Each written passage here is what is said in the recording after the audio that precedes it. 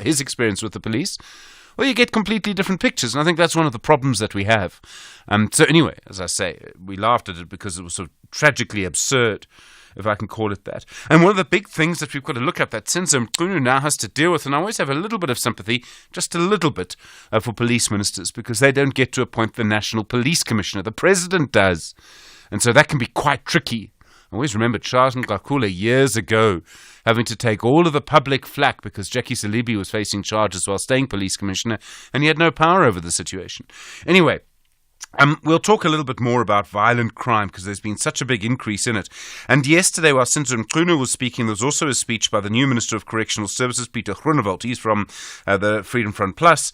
He's the leader, and he says there'll be a review of parole that will be done pretty soon, pretty quickly, by the end of the year. And I do think that, you need a whole look at the system, because one of the things that happens is that you want to release people who are rehabilitated.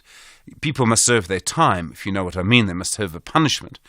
But you also can't have overcrowding in prisons, and that's where you end up, in that specific sort of spot. Other issues going on. President Cyril Ramaphosa talking about his cabinet lekgotla over the weekend, and he gave a big speech yesterday. The SABC able to speak to him there. He said it was a wonderful lekgotla, and there were no dissenting voices. Is this a South African meeting? Was this a meeting of our politicians with no... I mean, did they switch talk radio off for the day or something? No dissenting voices, seriously. That's interesting. Anyway, everybody kind of moving in the same direction. And so far, of course, there have been no leaks from it. I found it very, very interesting that he could say that. But yeah, I thought that was very interesting. Still a lot of conversation this morning, I think, about VBS, the collapse of VBS, the sort of meetings between Tafiwa Matodzi, Julius Malema, Floyd Chivambu. I see that the National Treasury put out a statement yesterday, basically talking a little bit very carefully about their former Director General Dondo Mokgajane, because there was a sort of claim from Matodzi that he had played a role in this. I must say, from what I know, the facts don't really point that way. Mokgajane was the person, he was Director General of the Treasury at the time, who sent a famous circular in which he said to councils that you could not put your money with VBS because it was a mutual bank and not a sort of other bank, and you weren't allowed to under the rules. Councils weren't allowed to do that. So in a way, he's the one who forced the collapse correctly because people were breaking the law in the first place, and more money would have been lost if he hadn't done it. So I was a little bit surprised by these sorts of claims. It's very difficult to kind of work out. One of the other ministers, but from what I can see, there's no sort of evidence against him directly from what I can see.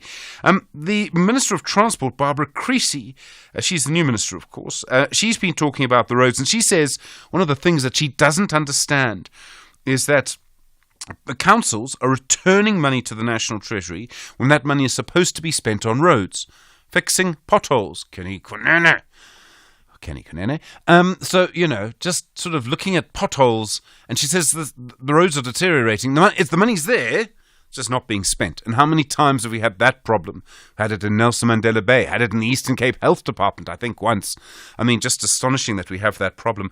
And then Mkhuleko Hlengwa, he's the Deputy Minister of Transport. He's from, anyone? The IFP, yes. He says that 87% of road accidents are caused by road user behavior. I think what that means is that 80% of road accidents maybe could have been avoided. Now we lose, 20,000 people on the roads every year? I mean, think about that for a minute. And I mean, you drive from Joburg to Limpopo and back again on a long weekend. You know how difficult that is. A story, this is from Ground Up, and then I think published in Daily Maverick this morning, about the special tribunal and how important that has been with all of these rulings that we've seen. And Judge Lebogang Modibe, who's really, from what I can see, written the majority of judgments for the special tribunal, has actually stepped down. And it seems she sent a letter to Ronald Lamola, who was the Justice Minister at the time, and either he didn't get it, or he didn't know about it, or he did nothing. I'm not sure which, because no one's been appointed to take over, which basically means the special tribunal is not really sitting at the moment. And the President has spoken about how important it is. So quite a strange sort of thing that's happened there. Very interesting. I do think we need to look at that. And then also Kuberg Unit 1, its license has been extended, so it will operate for another 20 years. There's a whole complicated thing about I think it's called a core catchment or something. In case the core falls through the floor, If you want to know more about it, go to the Wikipedia entry for Chernobyl and you'll learn all about it. All right, I shouldn't make jokes about nuclear power stations, I suppose. Nothing to indicate there's any trouble with it. It all does seem to be very safe. All right, lots going on this morning, as always. You know the number 086 000 2032, SMS 41391. You tweet us FM Radio and at Stephen Grootes. Send your WhatsApp voice note to 0614 104 107. Good morning, 14 after 6. Shopping sprees, catching flights while others catch feelings, shaking that thing while sipping on some bubbles on a yacht in Dubai. Some call it living soft. You know, Njofo Njof.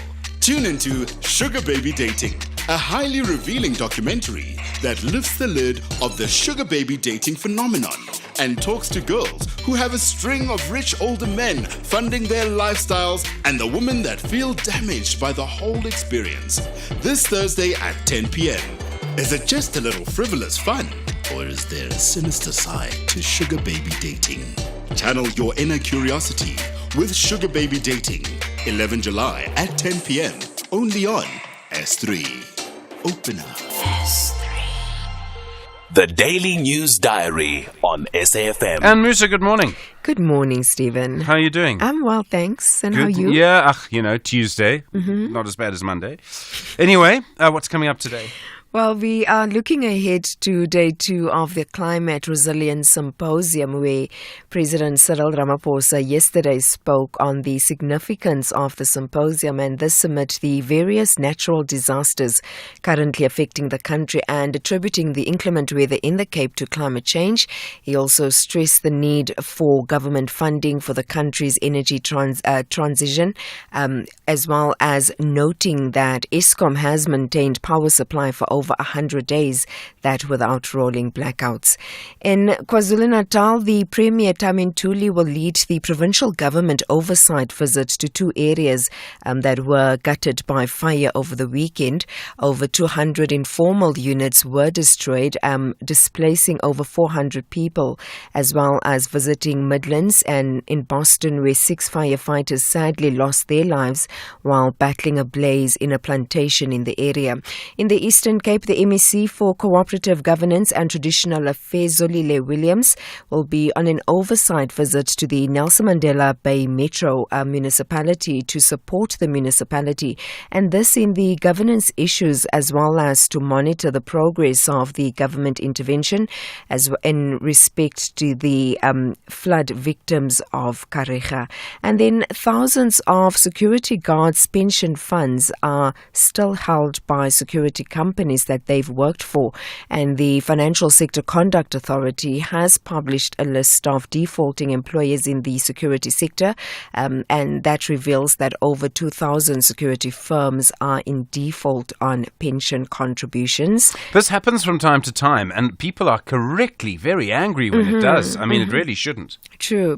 And then a memorial service will be held today for the 11 learners who lost their lives during the devastating car crash that took place in Marafong, west of Johannesburg last week. And the Gauteng Education MEC, Matome Chilwane, is also expected to attend the memorial service. And lastly, 2 men expected to apply for bail in the Potchefstroom Magistrates Court after they were arrested by the Hawks, and this for trying to sell 6 lions without the needed permits. Someone was trying to sell 6 lions. Yep. I hope they had the right equipment. I mean, paperwork is one thing, but my word, all right.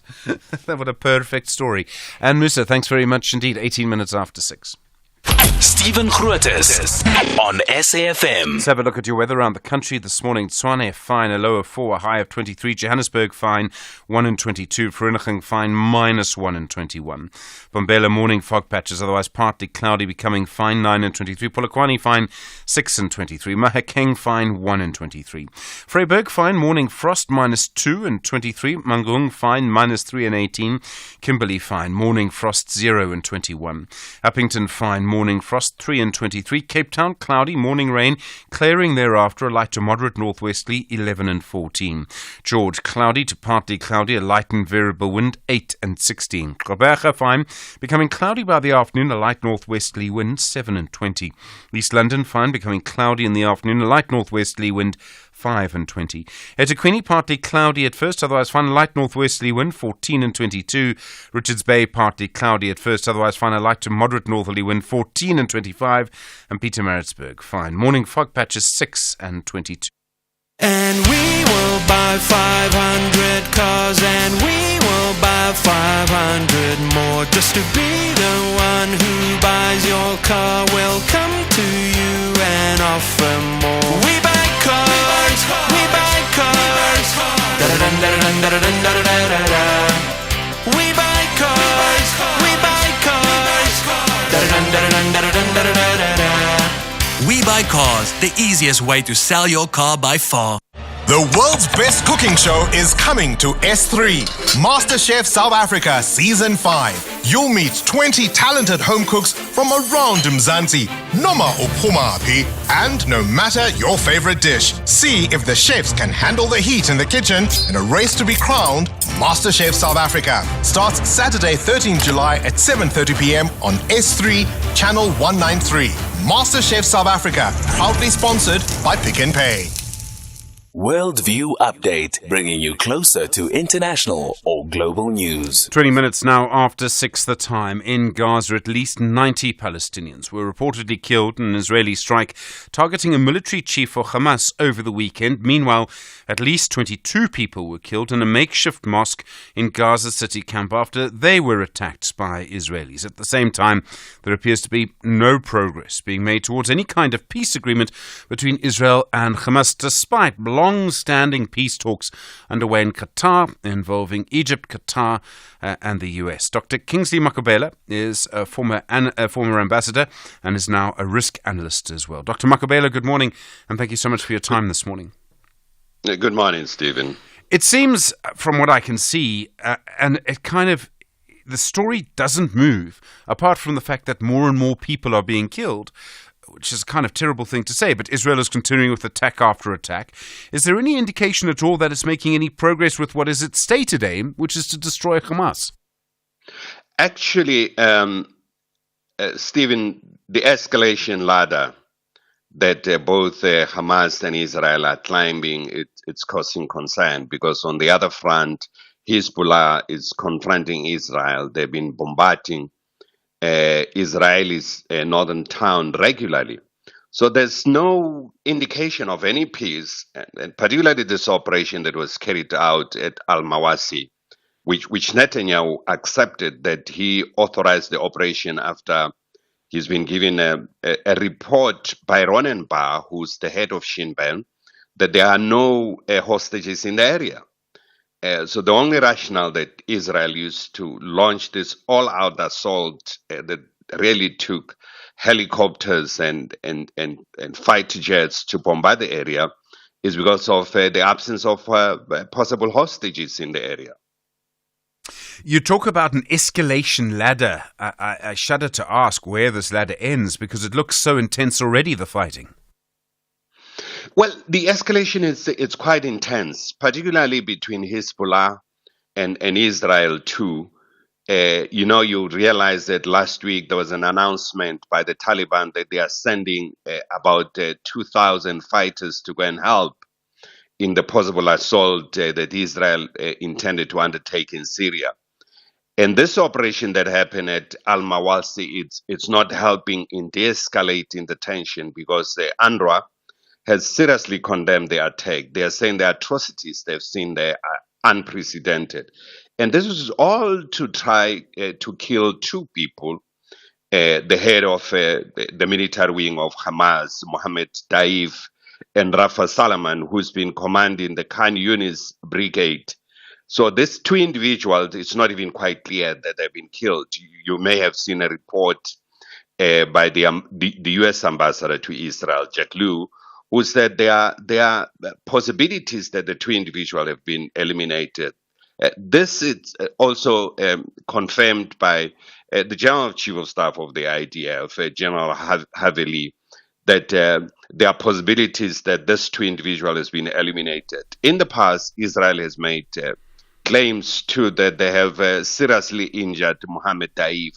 So it's not quite clear that to get two individuals in the process, 90 people or 90 Palestinians have been killed. And some of the children that were shown on international television killed in the area, they're quite horrific. Israel's stated aim is to destroy Hamas, and every single person I've heard from on this has said that that's impossible. So if Israel's stated aim is impossible, does that make it impossible? Does that make it very difficult to negotiate any kind of peace? Because often a peace negotiation would involve outcomes. What Israel wants is impossible. It's absolutely impossible. You can't negotiate with people that you are intending to eliminate completely.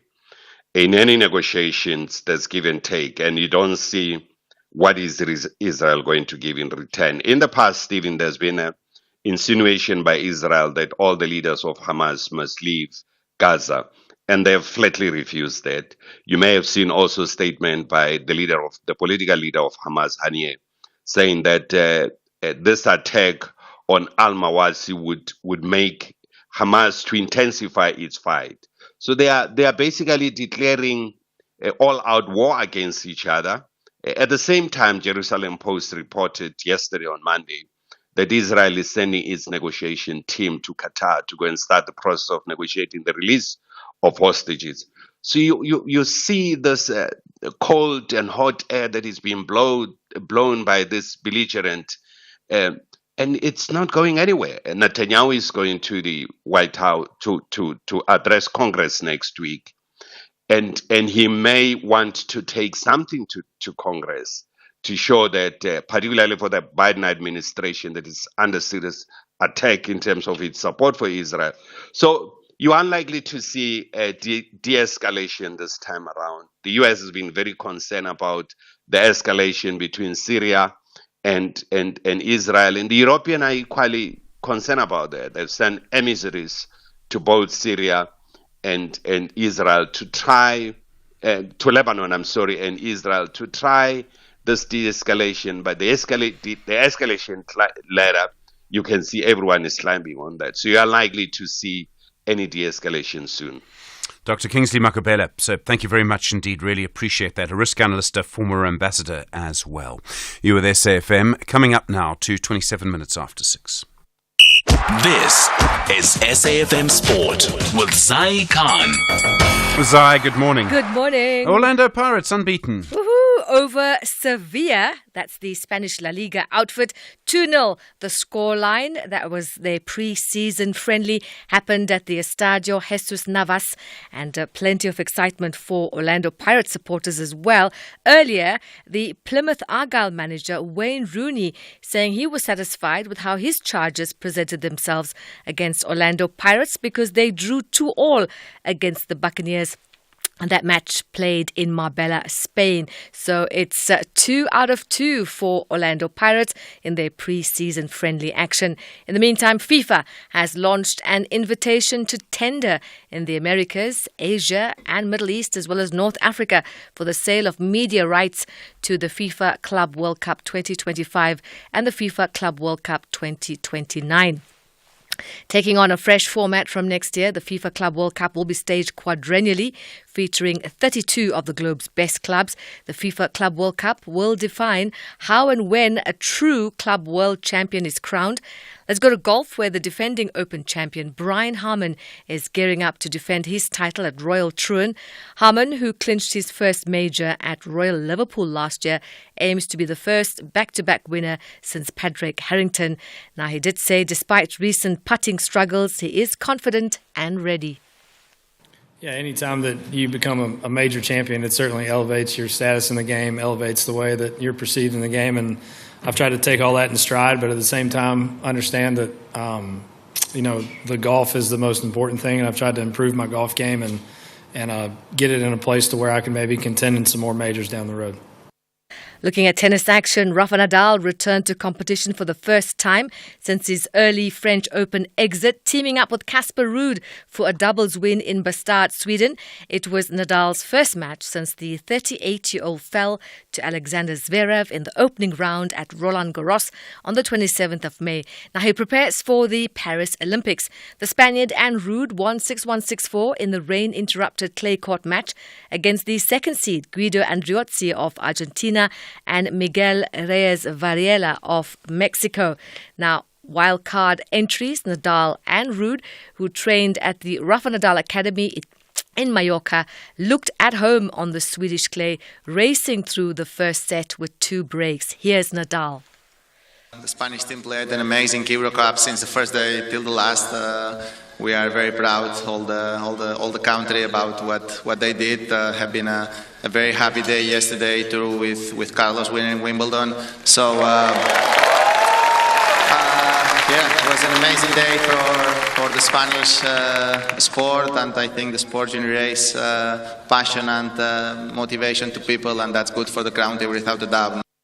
And that's how we wrap up Sport on Sunrise. We'll bring you more top of the hour. I'm Zai Khan. Zai, thanks very much indeed. Well, plenty more to come. We'll be finding out more about witness payments in the next little while. How, if they're not paid, well, then people can't actually get to court, and so a trial falls apart. That to come. With SFM leading the conversation. Good morning, 6:30. Good morning. In the headlines, National Treasury says it worked closely with the Reserve Bank's Prudential Authority and the Hawks to secure the latest conviction in the VBS Mutual Bank saga. It has welcomed the conviction and sentencing of the bank's former chairperson, Shifiwa Matodzi. The Umkhonto weSizwe Party has filed urgent papers in the High Court in Johannesburg to challenge the SABC's use of the term Government of National Unity. The MK Party is asking the court to declare as unconstitutional the SABC's use of the term.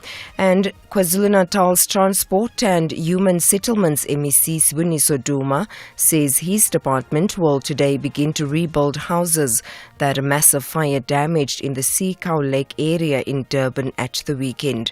I'll have details on these and other stories at 7. SAFM, guiding you through the rush hour traffic. Got a crash sheet on Joburg's N3 North. It's one of the busiest highways, and it's already backlogging traffic flows. So the N3 North before Linksfield, that's where the crash is on the Edenvale side of Galilee's. Traffic's parked all the way back through towards Germiston. I think there's a breakdown as well before you get to Galilee. So the N3 out of Germiston, N12 coming around from Alberton, looking like a very busy run up through Bedford and into the Edenvale area this morning. Behind that, the N12 and R24 routes will start to backlog. Reminder of the closure that is scheduled for about 9 o'clock this morning. The N3 Durban bound at Town Hill, Pietermaritzburg. So if you're travelling a little bit later from Howick Hilton on your way into Pietermaritzburg or Durban, you will probably find yourself taken off at Sadara or taken off at Hilton, shipped onto the old road. Truckers will be allowed through the closure, but they will be stacked up by the recovery scene and not allowed to proceed either on the old road or through the crash scene. All of that from 9. Bit of traffic backlogging the other side of Pietermaritzburg on your way to Durban at Ashburton. Looks like something's probably broken down there this morning. And Cape Town, it's getting a little bit more of a normal feel to it after the major disruption with the storms last week. It is wet this morning, but the volumes are really something. The N2 inbound from Khayelitsha through to Mowbray Main Road, the N1 from Brackenfell through to Kuba, going to change the M5 from Ottery up towards the N2 highway and up to Maitland. Very busy set of highways around Cape Town this morning. Rob Byrne, SAFM Traffic. The business update on SAFM. And our Lengla Chele, good morning. How are you doing? Morning, Stephen. I'm good, thanks. I hope you're well. All good. How are the markets looking this morning? Kicking things off in Wall Street. Now, those markets advanced at the beginning of the week as investors digested upbeat earnings out from Goldman Sachs and BlackRock. We also have investors' eyes glued to what's happening on the political front as investors bet that the unsuccessful assassination attempt on former President Donald Trump will lead to big gains for the Republican presidential candidate at the polls in November. Markets not so upbeat in Asia, with stocks mostly in the red. Traders on that end still digesting the sour Chinese GDP print. Traders are also looking at Powell's comments around monetary policy for further clues for the future of rate cuts. And then coming back home, a similar mood is playing out with the JSE trading mostly lower in yesterday's trade. The all share rather losing just over 0.5% in yesterday's trade. The rand in the meantime also in a weakness, in a downbeat mood, falling from yesterday's high of 17.95 to 18.20 this morning. And Goldman Sachs doubling its profits in the second quarter. Now, this comes as it continues to move out of retail banking and strengthens its focus elsewhere. Now, during the second quarter, the lender said the resilience of the US economy has given corporate executives the confidence to pursue acquisitions, debt sales, and stock offerings. This resulted in a strong showing in its global banking and markets and asset and wealth management units. The company's CEO, David Solomon, said the group is in early innings of a capital markets and M&A recovery, and while certain transaction volumes are still well below their average, Goldman remains well positioned to benefit from a continued resurgence of activity. Now, the group beat analyst expectations on all fronts, delivering upbeat earnings and income. And when compared to its peers, it also came out tops. Now, markets have also liked the company's growth trajectory. On a yearly basis, Goldman Sachs' shares are up 28%, and yesterday we saw it close 2.5% higher. And Burberry making changes at the helm again. Now, this is the fourth CEO coming in under 10 years. Former coach boss Joshua Shulman takes over from Jonathan Ackroyd, who's been in the job for just 2 years.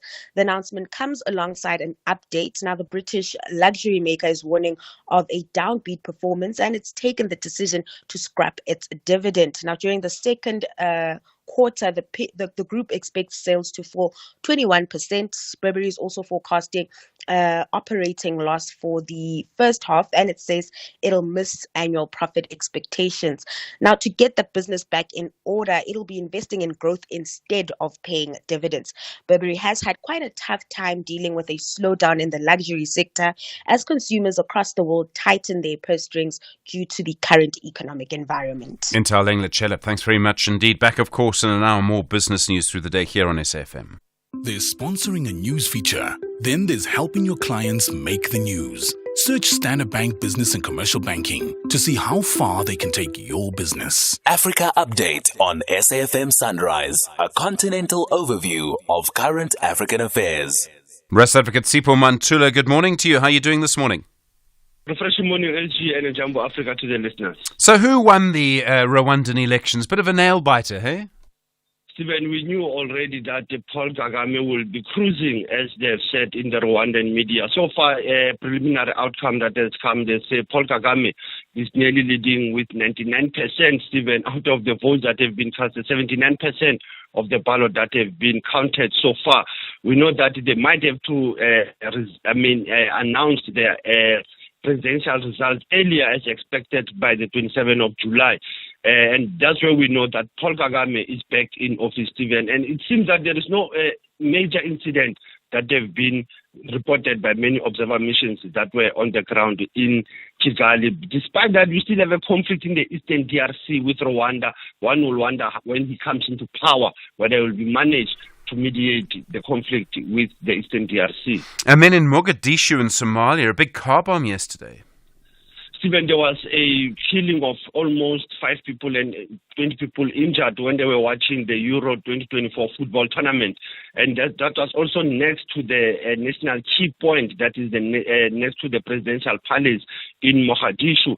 The police are blaming the Islamist insurgents in Mogadishu who have been active in that region. So one can say that the government of Mogadishu is still struggling dealing with the terrorist groups that are active in the city, and also threatening people who are only on their social mood to be watching the soccer, to be in their cultural events. But this house shows Mogadishu is still not out of the woods. And then in Senegal and Cote d'Ivoire, the German foreign minister, Annalena Baerbock, she's been visiting West Africa. Strong comments about West Africa. Stephen, strong comments, but also why visit the West Africa is because of instability that is in the Sahel and the breakaway of Mali, Niger, Burkina Faso. But this visit also was to strengthen what they see as a threat coming from Russia and China in West Africa. Now, this visit going to Senegal and Ivory Coast is also around the issue of migrants who are moving out of these countries to Europe. Hence, Germany is visiting to engage with these West African countries, to engage on issues of how to connect and also on the issues of transport system, because it means fire is moving towards Germany now on issues of industrialization of the transport system in Senegal. And then the Angolan Foreign Affairs Minister having a big conversation about the DRC. Even the Minister of Foreign Affairs, Tete Antoni, had a virtual meeting yesterday on the role of mediation and reconciliation for the resolution of the conflict in the Eastern DRC. In that meeting yesterday, Stephen, he has to touch on what we call the Luanda and the Nairobi processes in terms of the mediation in the DRC. You have also challenges of humanitarian aid in the DRC that we have to put the International Committee of the Red Cross to assist with the challenges that are in the DRC. Angola has been given this authority or the mandate by the AU to deal with this issue of the DRC crisis between M23 as well as the government of DRC in Kinshasa. So you can say it is just to have the roadmap, Stephen. This meeting was very important for the Minister of Foreign Affairs in Angola to can converge it just before the SADC summit next month in Zimbabwe. And then in our archives, and I remember it very clearly, sitting in this chair when it happened, 16th of July 2019.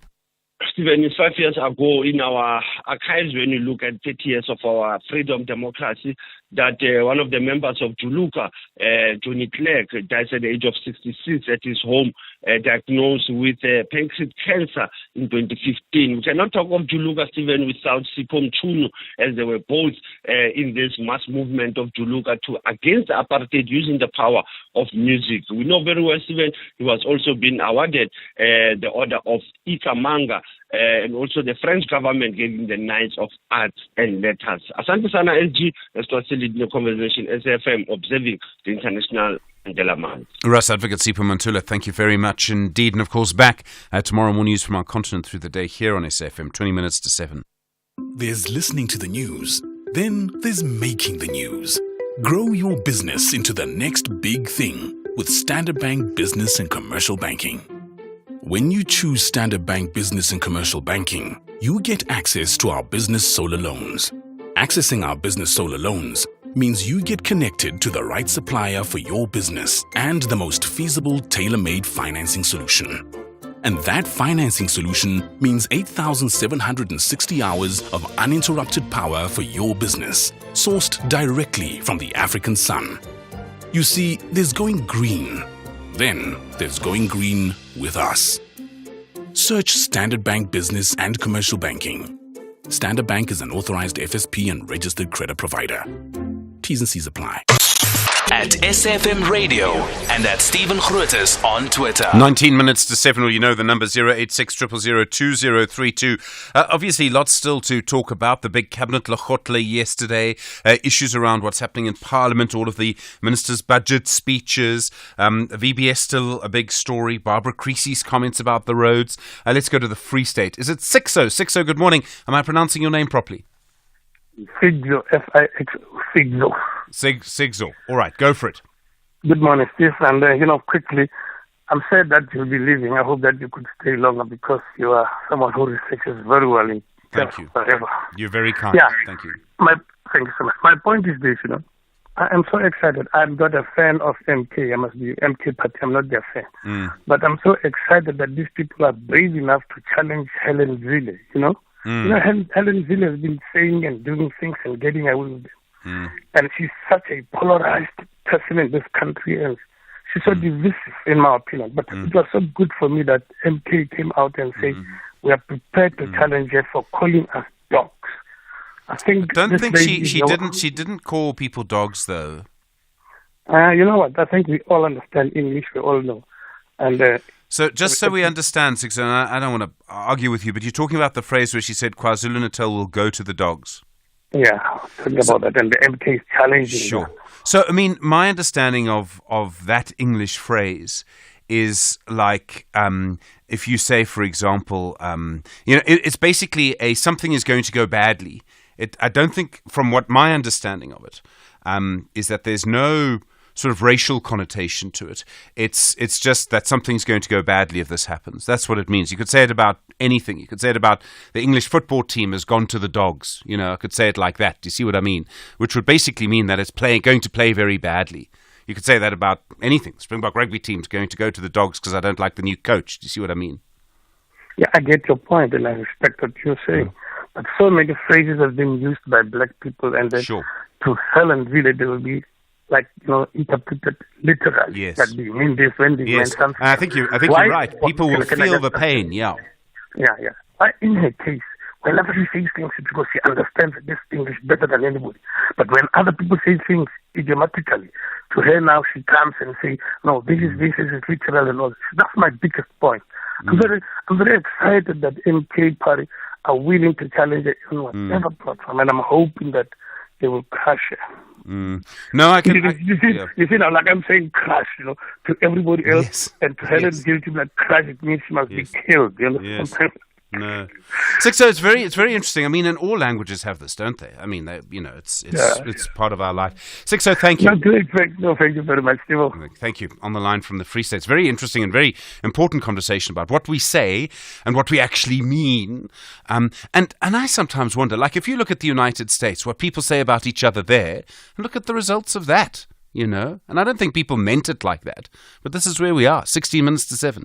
For years, Outsurance have been saying they will save you money on your car insurance or give you cash if they don't. Here are real clients who put it to the test. Hi, my name is Deboho. I'm 36 from Benoni, and I pay 762 Rand for my Ford Figo 2018 model with Outsurance Comprehensive. So here's how it works. SMS out to 30754. We'll give you a no-obligation car insurance quote. If the quote is less than you're currently paying, you'll end up saving money on your car insurance every month. And if it's more than you're currently paying, you can ask for 500 Rand. And if you've been with the same insurer and claim free for 3 years or more, and we can't beat your premium, tell us you want 1,500 Rand. As the slogan goes, you always get something out, either your savings or the 500 Rand. Pay less every month or get cash. You just can't lose. Go to outsurance.co.za for a 10-minute quote that could save you thousands. Licensed insurer and FSP.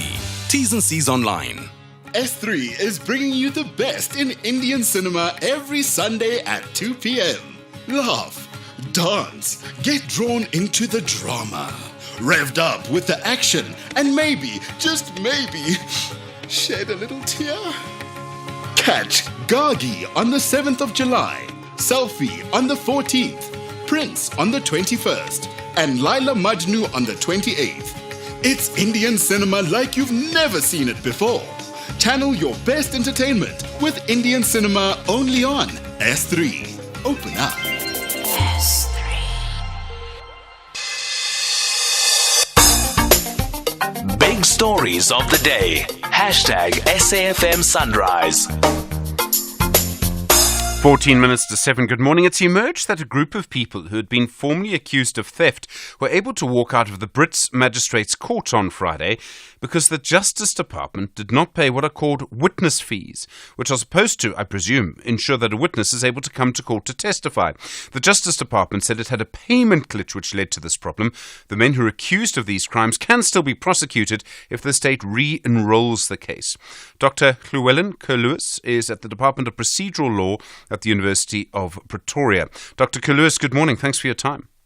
Thank you. Good morning to everyone. When the state or a prosecutor needs someone to testify, how do they get them there? I mean, is there a thing called a witness fee that plays a role here?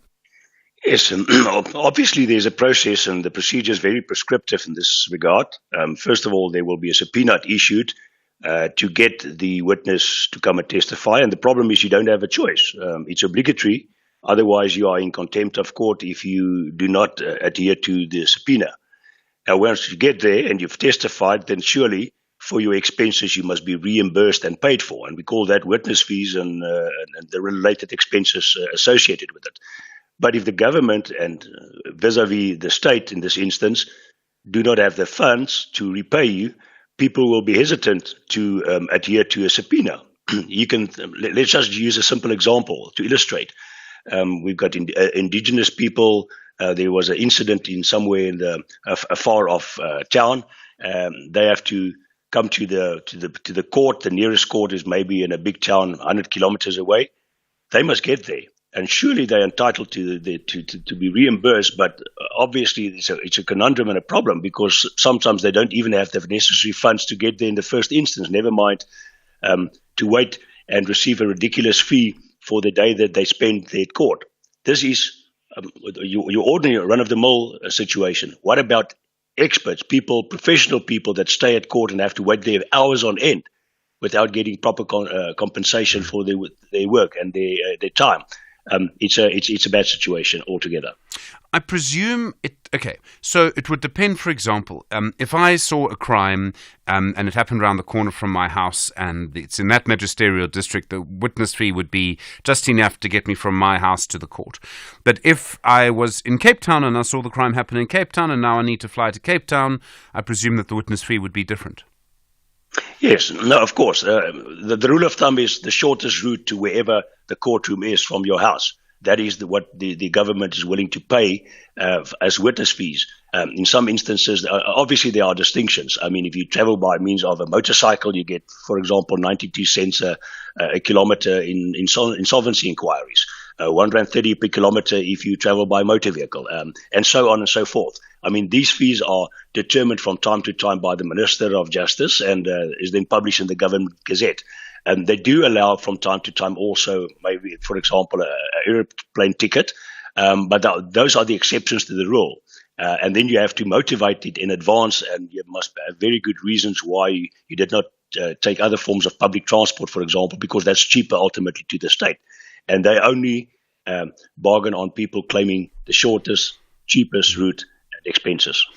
Obviously, if witnesses don't come, that's bad for justice. So in this case, the victims have to wait longer for justice.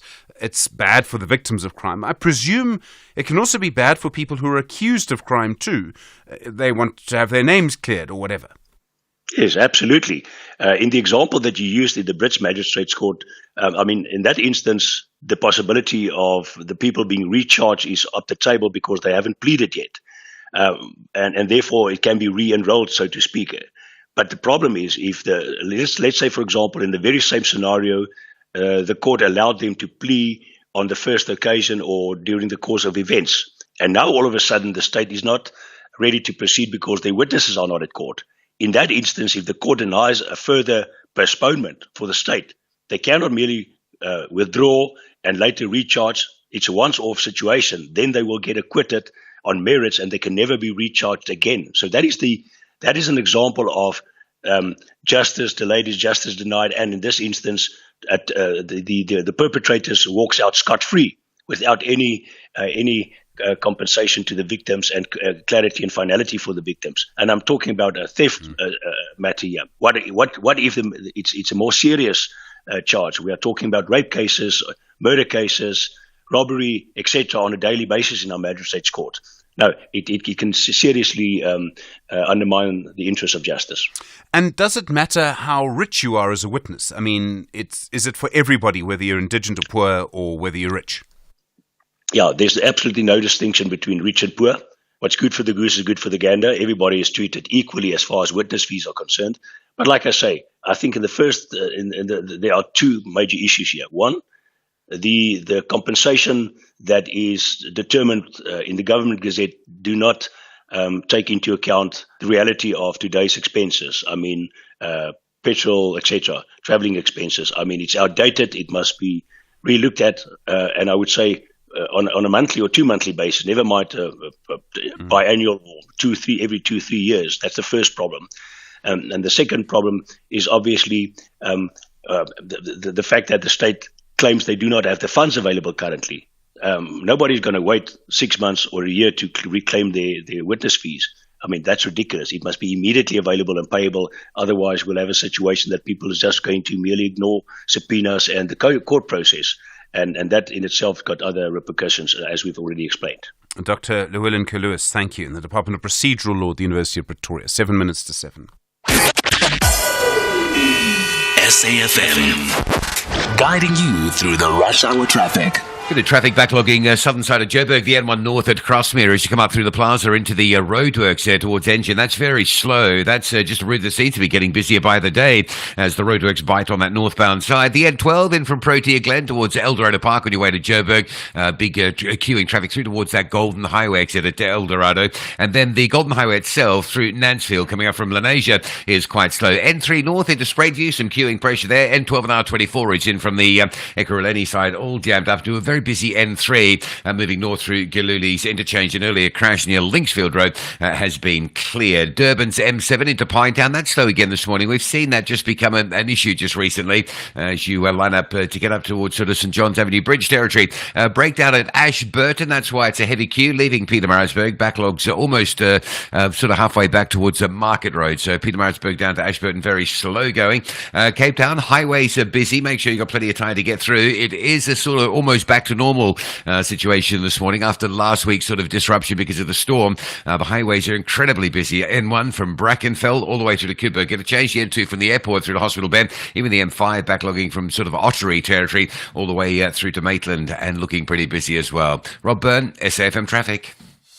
Channel the forgiving spirits of Utata Matiba on Afternoon Express, Tuesday at 6 p.m. on S3, as community development practitioner Taryn Lee Bell shares how he rebuilt a nation with the power to forgive. We discuss the magic of making a child's dream come true and cook up Matiba's favorite oxtail with umngusho. That's Afternoon Express this Tuesday at 6 p.m. only on S3. Repeat Sundays at 8:30 a.m.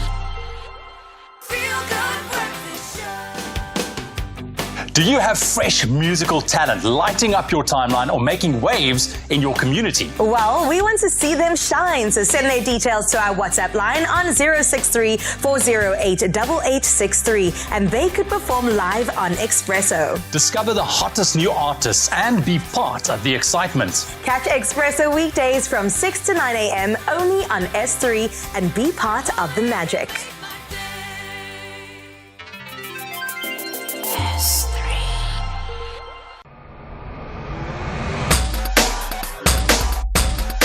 SAFM 104 to 107. Nationwide. 5 minutes to 7. Good morning. Well, as you heard yesterday, more and more details started to emerge from the Chifiwe Matodzi affidavit about he and others stole so much money from the VBS Bank. Matodzi now explaining under oath how he masterminded much of the looting. He said he met with senior politicians, including Julius Malema and Floyd Shivambu. But a major part of the story also implicates leaders in the ANC in Limpopo. You'll have heard the names, Danny Mcisa and Florence Radzalani. For many other people, they just want to know what happened because they lost money when VBS collapsed. Robert Lavoie is an entrepreneur in Limpopo. He invested his money with VBS back in 1997. Mr. Lavoie, good morning, and thank you for agreeing to share your story with us. Good morning, Stephen, and your listeners. You were a customer at VBS from 1997. You decided to run a printing company in Zenani. Why did you decide to put your money with VBS? Why was that important for you? In fact, I trusted VBS because I started banking with VBS in 1987 when I started working as a teacher. And when did you first hear there was a problem in the bank? I heard it around 2017, 2018 when the things were no longer in good shape. And what did people tell you? I mean, how did you find out that there was a problem? No, I heard it from the radio. And did you think your money could be in danger, the money of people in your community as well? When I heard it, I was not thinking that it was a serious news. I thought maybe it's just some news which will go by. I trusted the bank. I didn't think that can happen in a bank. When did you realize how bad it was? That's when I was informed that all the investors who invested with VBS are supposed to go and open the account with Nedbank so that they can get at least the minimum money for at least 100,000, up to 100,000. I mean, if it were me, I would have rushed to the bank, to the machine. I would have taken my card. I would have tried to get money out. Did you try and do that? Like I told you, I said I didn't even think that was a serious news. I thought maybe it's just a news that is going to pass. Sure. And you got some money back in the end. Did you lose a lot? I mean, when you look at what happened, you must feel very strongly about what happened. Yeah, of course, I lost a lot of money. I was not just an investor, but I was also a shareholder. I bought the shares. I kind of want to ask you how much you lost, but it is your own personal information. Yes, I was not going to divulge that. That's fine. It must have been, I mean, emotionally, it must have been such a horrible time for you, such a scary time. I don't know, maybe you felt angry at some times, maybe you just felt sad at other times. I don't know how you felt. In fact, I had hope.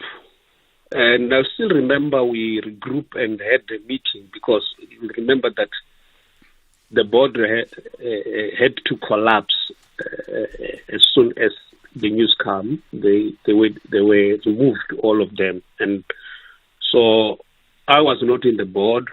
I was just an investor. So when they call a meeting for all the investors, then I joined the meeting and I attended the meeting. Everyone's been talking about the politicians, and Malema and Msiza and Radzalani and Shavambu. How do you feel about them? I mean, it seems money went their way from what I can see. No, it's not. It's not. To me, it's not. It's not more of that. I mean, to me, is that sometimes when you leave, there comes a time when you meet something that you were not expecting, but you need to give it peace so that you can live on. Robert Lavoie, thank you very much indeed. Do appreciate an investor in VBS Bank as you heard all the way back to the 1980s and someone who is very prominent in that community. Robert Lavoie, thank you, an entrepreneur in Limpopo. Well, in a few moments, we'll focus more on the situation in the police. A lot to look at with the police at the moment. You were there, say, SFM leading the conversation at 7 o'clock.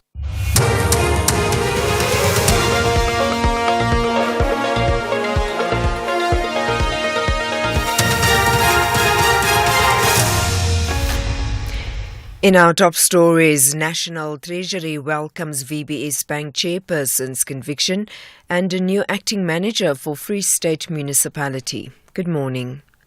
National Treasury says it worked closely with the Reserve Bank's Prudential Authority and the Hawks to secure the latest conviction in the VBS Mutual Bank saga. It has welcomed the conviction and sentencing of the bank's former chairperson, Chifiwa Matodzi. He was sentenced to an effective 15 years in prison for his role in the fraud, corruption and money laundering that took place at the bank. Treasury says the VBS scandal has a far-reaching impact on the country's financial system. Nomtsikilelo Mtabela reports. National Treasury noted that, as far back as 2016, National Treasury had started taking concrete steps to prevent VBS from taking deposits from municipalities. On the matter of Mutotsi alleging that former DG at Treasury, Dondo Mukajane, had taken 1 million rand bribe, Treasury said the veracity of this claim had yet to be tested in court. The Mkhonto weSizwe party has filed urgent papers in the High Court in Johannesburg to challenge the SABC's use of the term Government of National Unity. The MK party is asking the court to declare as unconstitutional the SABC's use of the term. In the court papers, the MK party leader Jacob Zuma says millions of South Africans only have access to the public broadcaster, which is their primary news source. Kenny Mapanga reports. In an affidavit, former President Zuma contends that what he terms as the current arrangement in South Africa does not fit the definitional elements of a GNU, alleging that the use of the term, quote-unquote, deliberately misleads the public. The SABC recently responded to the party's cease and desist, describing the MK party's allegations as untenable. The public broadcaster further highlighted the proper channels to follow when lodging a complaint, adding that the letter of demand was not only meritless, but an irregular step. KwaZulu-Natal's Transport and Human Settlements MEC Sibuniso Duma says his department will today begin to rebuild houses that a massive fire damaged in the Seacow Lake area in Durban at the weekend. The fire destroyed over 230 dwellings and left over 400 families destitute in the Kenville informal settlement. Its cause is yet to be determined. One woman is reported to have died. Duma says the department will continue to provide displaced residents with temporary relief. We'll start the issue of fixing those structures. We have already provided with the terms, the marquee, so that they are in a correct condition. The ablution facilities have been provided by us and the metro. So almost all those departments that deal with the process of disaster are here on the ground, working closely. Free State Cooperative Governance MEC Saki Mokoena says the appointment of a new acting manager at Maluti Apufung municipality will help to restore stability to the local entity. The appointment is expected to be made this week. Mokoena has attributed the deterioration of delivery of basic services in the municipality to vacant positions in top management. We have noticed the deterioration in terms of number of areas in relation to water, refuse, general workings of the municipality. Remember, the municipality is under the intervention. We had sent in an acting MM here. We have now made changes. So we're bringing in somebody we believe will bring stability and allow municipality to work on the issues of water, refuse, and so on. So the council next week, on Tuesday when they sit, they will then process so that the new acting MM can start. Further field and finally, Donald Trump's chosen running mate in the U.S. presidential election, J.D. Vance, has emerged as a firebrand supporter of the former president. This after initially being an outspoken critic of Trump. The announcement was made at the Republican National Convention in Milwaukee, Wisconsin, where both Vance and Trump have been formally nominated. Showan Price-Peace reports. Trump announced his VP pick on the social media platform Truth Social, writing that after lengthy deliberations and thought, he decided that Vance was best suited to assume the position of vice president. Vance was seen on the convention floor with his wife, greeted by welcoming chants from the delegates of his initials JD. If the ticket is successful in November in defeating incumbent Joe Biden and Vice President Kamala Harris, he would at 39 become the youngest VP in history. Trump's decision on the VP was closely watched after his former number 2, Mike Pence, fell out of favor after Trump's efforts to overturn the 2020 election results, which ultimately failed. Recapping the top story, National Treasury says it worked closely with the Reserve Bank's Prudential Authority and the Hawks to secure the latest conviction in the VBS Mutual Bank saga. It has welcomed the conviction and sentencing of the bank's former chairperson, Chifiwa Matodzi. For SAFM News, I am Anne Musa. A very good morning to you in your SFM sports headlines. Plenty to look forward to. The Beast replica, Mtutuko Mchunu, returns to the field, and this is for his Springbok debut. And we have Rafa Nadal preparing for the Olympics in his latest tennis action. All this and more just before 7:30. SAFM, guiding you through the rush hour traffic. Good morning. If you're driving into Pretoria, there's a crash in on the N4. It is westbound, Pretoria bound, just before Rousseau Street. So quite a pushback through towards Simon Vermooten. Joburg Gen 3 stays heavy. There's a crash before Giluli's. A breakdown up by Modderfontein. It's heavy this morning from Elan's interchange all the way through Giluli's up to Eden Valley. Got a big pushback coming through on the N12 and 24 routes into the interchange as well. Peter Brownsburg down to Durban, still being quite badly held up by a breakdown in the roadworks at Ashburton. M7's heavy into Pinetown today. Queues already back to sort of Hunts-Detman Highway territory, all the way through towards St John's Avenue Bridge in Cape Town. Make sure you got time to get through to sort of what we're calling a return to sort of normality after last week's storm disruption. It is wet this morning across Cape Town, so everything on a bit of a go slow, but the volumes are extremely high. All the highways jam-packed through towards central Cape Town area. Rob Byrne, SAFM Traffic. SAFM Sunrise. A vivid start to your day. 8 after 7, good morning. You with SAFM Sunrise. I'm Stephen Grootes. Glad you're along with us this morning. All right, we'll focus on different aspects of policing over the next 20 minutes or so. What happened in the United States over the weekend? Someone able to get an AR-15 assault rifle. I've never seen one. I've seen pictures of them. I mean, it's a massive piece of machinery. It's a machine gun. It's a very scary thing. How was someone able to get so close to a presidential contender in the case of Donald Trump? We'll look at that, and then more details have emerged about the amount of money spent on VIP protection in South Africa. And the relationship between that and the amount of money spent on child protection by the police. And then we'll look at the big issue of the police as well, the fact that there's a lack of trust. That was the comment made by the Police Minister, Senzo Mchunu, yesterday. Just to let you know, by the way, I've been watching the situation in the US quite closely. And it seems to me there are great differences, big differences between their politics and ours. And what they have at the moment is sort of two groups of people who seem to almost hate each other. Ours is very different. There's some resonances in some ways, sometimes maybe. But we'll talk about the toxic politics of the world's oldest democracy and how it got there as a kind of warning, I think, and how it could maybe get back to the middle, if I can call it that. Good to have you along. You know the number 086 000 20329 after 7. There's a song that goes, "Money can't buy me love." And that's true. But then they told us all you need is love, which anybody with a mortgage will tell you most certainly is not true. Love won't pay your parking tickets or your student loan. It's also needy. It requires effort, availability, constant care. But more importantly, love requires time. And while money can't buy you love, it can certainly free up some of your time. Time to spend on the things you love, with the people you love. And if you're looking, maybe even time to find the one you love.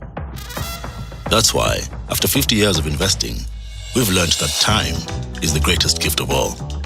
And the good news is, if you invest early, time gives you money. And then money gives you more time to do the things you love. And don't you love that about investing?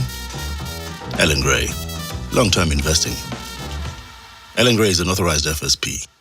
If you love premium documentaries, then we know you love Thursday nights on S3. Broadcaster Alice Levine asks if there's anything such as normal when it comes to sex and sexuality in the 2020s. She meets sexual adventurers up and down Britain, those pushing the boundaries of sex, intimacy and relationships. Tune into Sex Actually, Thursdays at 9 p.m. Channel your inner curiosity with BBC Primetime, only on S3. Open up. S3. Agenda setting conversations of the day. 11 after 7, good morning. You with SAFM Sunrise. Well, plenty to talk about this morning, of course. Issues particularly around security and about the police and trust in the police as well. Big issues this morning. So obviously looking at all of that this morning. And one of the issues, of course, that comes up is around protecting VIPs. That's become really a very, very big issue in the last little while. And I think some of the issues really now are becoming sort of quite vital in some ways. So we'll be looking at that as we go through the next half an hour together.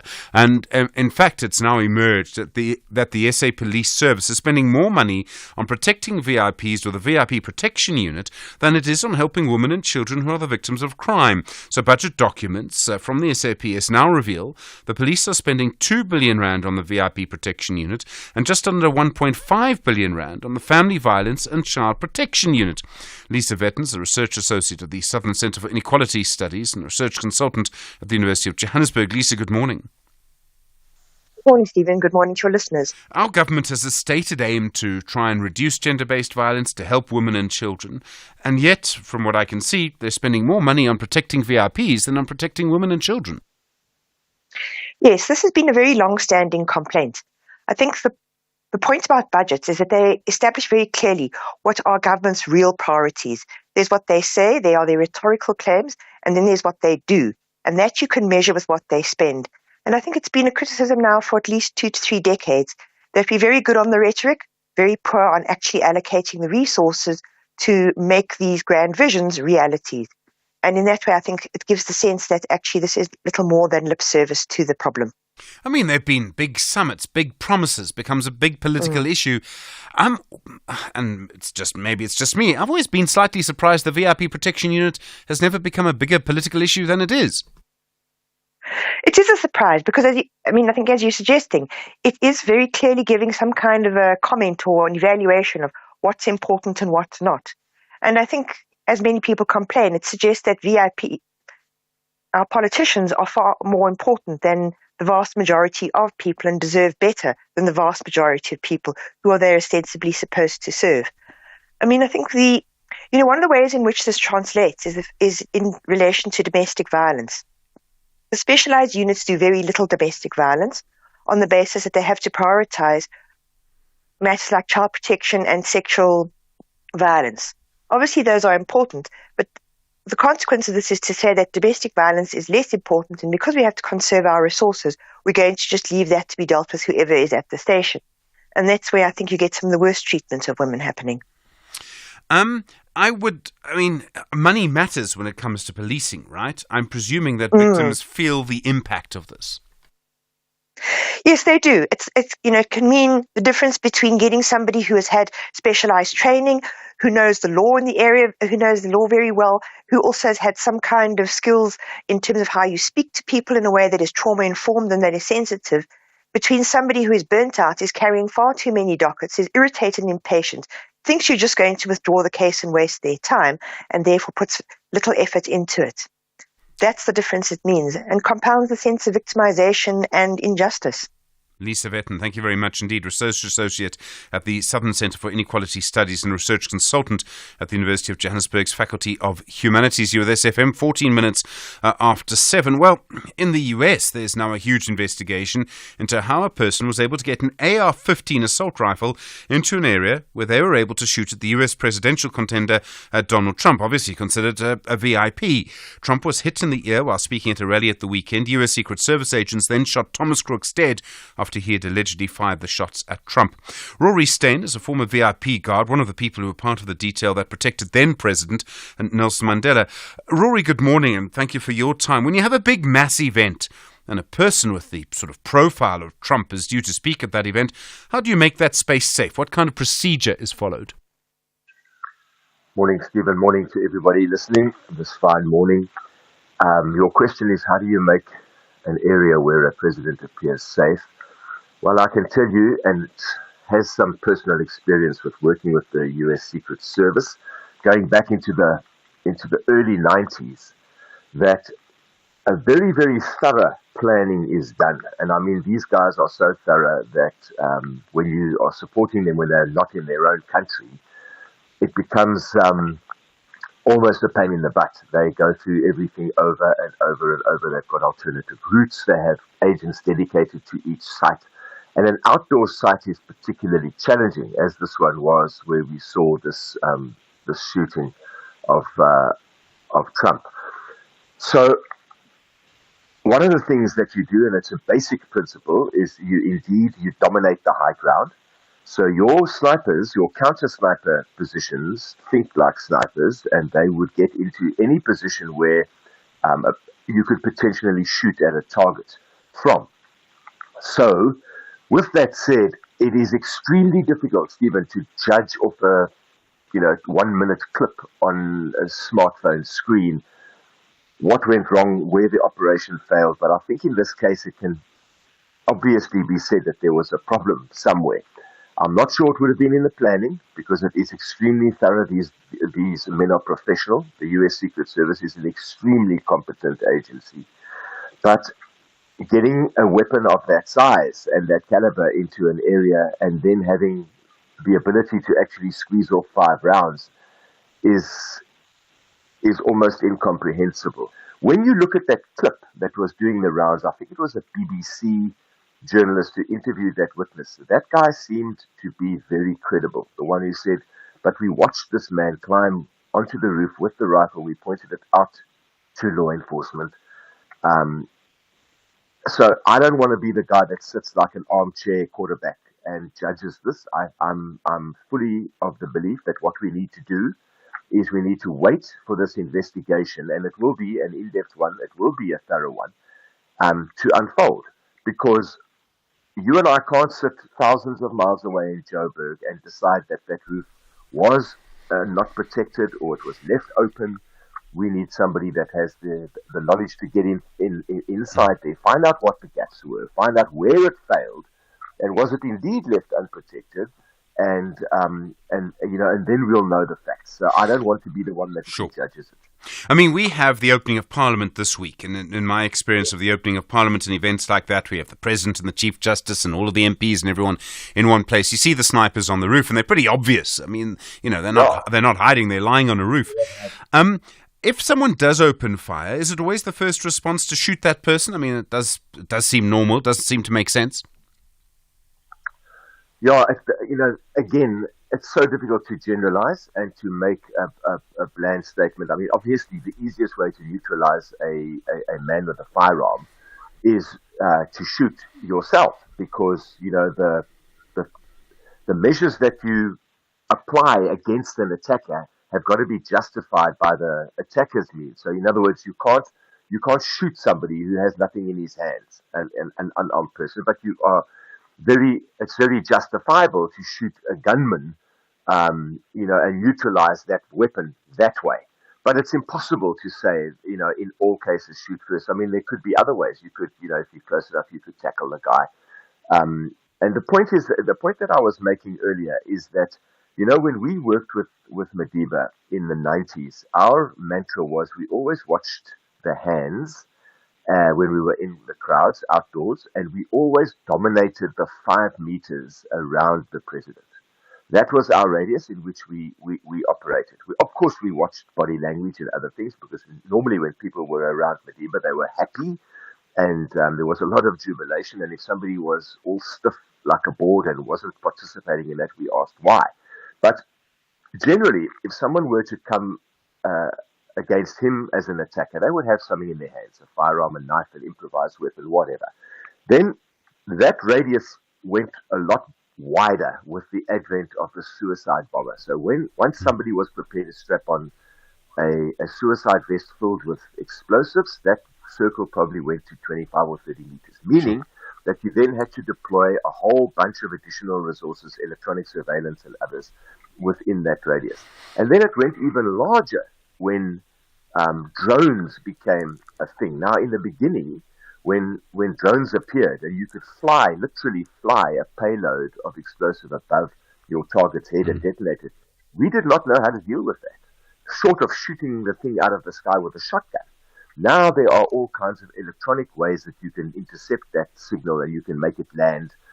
You can destroy it in other ways. What I'm saying is that right through that process, from watching the hands through to drones, and I suppose there'll be some other innovation in the not too distant future, a sniper with a rifle has remained a constant threat. Because if he's good enough, if he's got a good enough position and eyes on the target, if the weather conditions are in his or her favor, you can kill a VIP or anybody for that matter at a kilometer, a mile. That has been proven. You can hit a target 1,600 meters away from you, and it's a problem. That is why in open air spaces you must dominate that high ground. Thank you. You must be every rooftop, every window has got to be covered, Stephen. So let's wait for this investigation before we judge. Like, everybody's a Springbok selector. Sure. We all know better. I'm not going to be that guy. Rory Steyn, thank you. Former VIP guard. Do appreciate the time. You're with SAFM, 21 minutes now after 7. Well, keeping our focus on the police, it's now emerged that yesterday the police minister, Senator Mchunu, said one of the biggest reasons so few people trust the police is because of corruption in the police service. He quoted figures from the HSRC stating that only 27% of people trusted police officers, and Mchunu's taken over as police minister from Becky Clegg. Dr. Yaki Cilliers is the chair of the board and the head of African Futures and Innovation at the Institute for Security Studies. Dr. Cilliers, good morning to you and thank you for your time. We all know that there are low levels of trust in the police, and I realize this is a big question. How do you restore trust in people who play such a crucial role? Good morning, Stephen. I think the first, and I think the minister's statement was very appropriate. He highlighted, I think it was 8 priorities, and strengthening SAP's leadership and management and providing strategic direction on how to professionalize SAPS is absolutely critical to this. So I think his statement really set out many of the steps that are needed. And amongst them, he spent a lot of time on what we have calling for a long time, which is building a more positive and professional police identity, and pointing to the fact that poor police service delivery, corruption and incidents of police brutality have really tarnished the reputation and credibility of SAPS. And there are many good policemen and women out there, but as he pointed out, they suffer from high levels of work-related stress, and many are demoralized by the large numbers of their colleagues who are engaged in misconduct. If we just look at the data with regard to the extent to which the department is taken to court and pays out sums, I really think that the minister set out a clear set of priorities that can move us in the right direction. So very welcome, I think, engagement by the minister yesterday. I mean, in a way, I suppose this is about the personal experience of people. Everybody has met a police officer, and everyone must see police officers, I suppose, quite regularly. So it's really about the behavior of each police officer. And I've always thought that being a police officer in South Africa must be one of the toughest jobs there is. Yes, I think without any doubt, because we all hold the police responsible for crime. In actual fact, what the police do is they react to crime. They can, yes, provide deterrence. They can, through, as he also discussed yesterday, through appropriate investigation, make sure that criminals are brought to book. Because one of the key indicators of success is the extent to which successful prosecution has declined over the years. I think today it's only something like 12 or 13% of murders in South Africa that are in actual fact brought to successful conclusion. So I think the prioritization that he set out is very, very welcome. Being the police minister, quite a difficult job in many ways. I mean, people blame you when things go wrong. There's a lot of pressure on you to get results, but you don't have, as the police minister, the power to do a police officer to do anything. You don't even get to appoint the National Police Commissioner. The president does that. Does the system we have actually work? No, I think the one thing, but that will take time, is to make a system through which senior appointments within the SAPS, within the South African Police Service, including by the National Police Commission, needs to be reformed. What we need is that management appointments should only be made on the recommendations of an independently chaired panel, and that should follow a competitive and a rigorous merit-based process. So the President should appoint the future SAPS National Commissioner from a shortlist on the recommendation of an independent panel. This was clearly stated in the National Development Plan of 2012, but hasn't been implemented.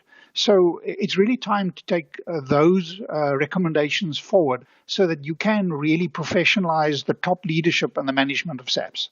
I can't imagine a president, it's happened before, but it doesn't happen very often. Presidents aren't going to give up their power to appoint a National Police Commissioner. It's an important power for them, I would think. I think there is quite a push across government for professionalization of the civil service. And for the first time, this is in the interests of the majority party. The ANC's domination has plummeted. And therefore, we now see things that may previously not have been politically palatable now coming on the agenda. And one of the things that the police minister mentioned was to look, for example, at, he didn't use the term, but he referred to the devolution of some responsibilities, taking crime fighting a little bit lower down. He made explicit reference to provinces, for example. And these are the kind of developments that politically were previously unpalatable, that a government of national unity makes it possible to start moving. We also saw that with the announcements by Minister Baba Creasy on transport, that there is now a sense that maybe there could be some devolution of powers that can all be done within the context of the existing constitution. It's just the application of the constitution that has led us to a very centralized and very large police service, which is almost unique globally. What we need to take policing down to the levels where the crimes occur, and those are largely to prioritize the 10 or whatever areas that are the major crime hotspots in South Africa. Dr. Yaki Salias, thank you. Really appreciate the time. Head of African Futures and Innovation at the Institute for Security Studies. 27 after 7. This is SAFM Sport with Zai Khan. Zai, good morning. The latest from the Springbok camp. Yes, there's a new star. He goes by the name of Ntuthuko Mqunu. He's set to make a big impact for the Boks, and this is when they take on Portugal this weekend. It will be the first time as well. This match will be officiated by a woman referee for the Boks. She goes by the name of Holly Davidson. Now, the defensive powerhouse known as Ntuthuko Mqunu is set to return to Bloemfontein. He has been likened to the legendary beast Mtawarira. Now, Mqunu aims to carve out his own legacy. Anyone who gets an opportunity to play in the Springbok jersey really goes out to make the most out of it. I think a lot of growth has happened in the past sort of like 2 years. Maturity. So looking forward to this weekend. It's another big game. I don't think, regardless of who we play, it's a big game in a Springbok jersey. Soccer action. Orlando Pirates recorded a 2-0 win over La Liga outfit Sevilla in their pre-season friendly at the Estadio Jesus Navas last night. Elsewhere, Switzerland's Xherdan Shaqiri announced his retirement from international football after winning 125 caps with the Swiss national team.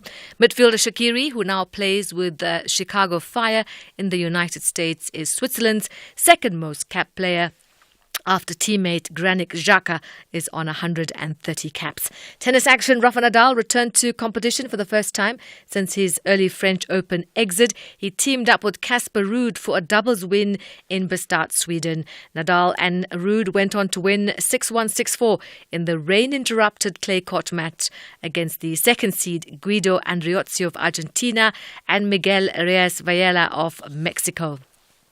And finally, swimming news. The Chinese swimmers taking part in the Olympic Games in Paris will be drug tested twice as much as other nations. Now, doping authorities have come under pressure in recent months after it emerged 23 swimmers tested positive for a banned substance and were cleared to compete at the Tokyo Games.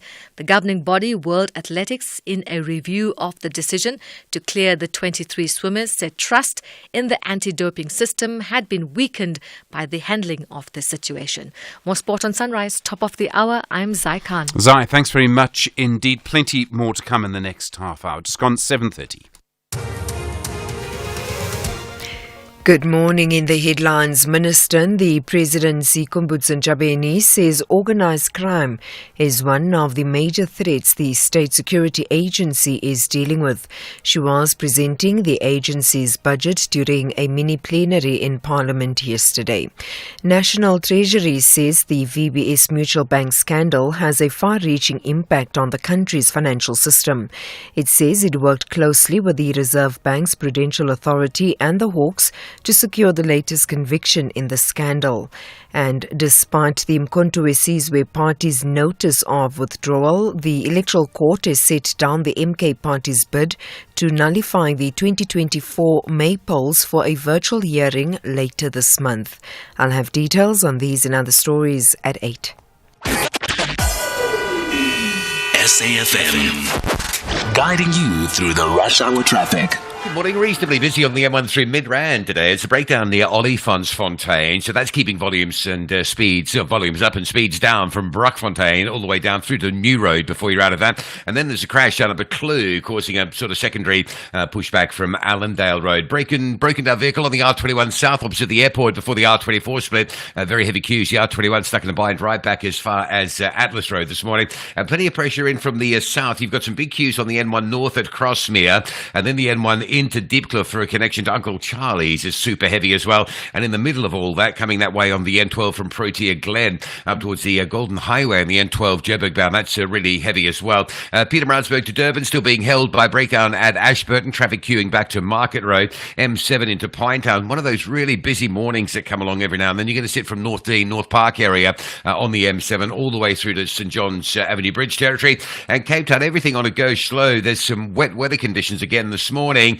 and some pretty high volumes in the mix as well. And everything's just on a go slow. High volumes on the N1 from Belleville all the way through to the city centre. No gaps there. The M5 sort of retreat, Plumstead area, all the way through towards Maitland. Even Stellenbosch approaches Baden-Powell, Adam, Tass, and the R44 arriving from Jamestown. Very heavy conditions into that central Stellenbosch region. Rob Byrne, SAFM Traffic.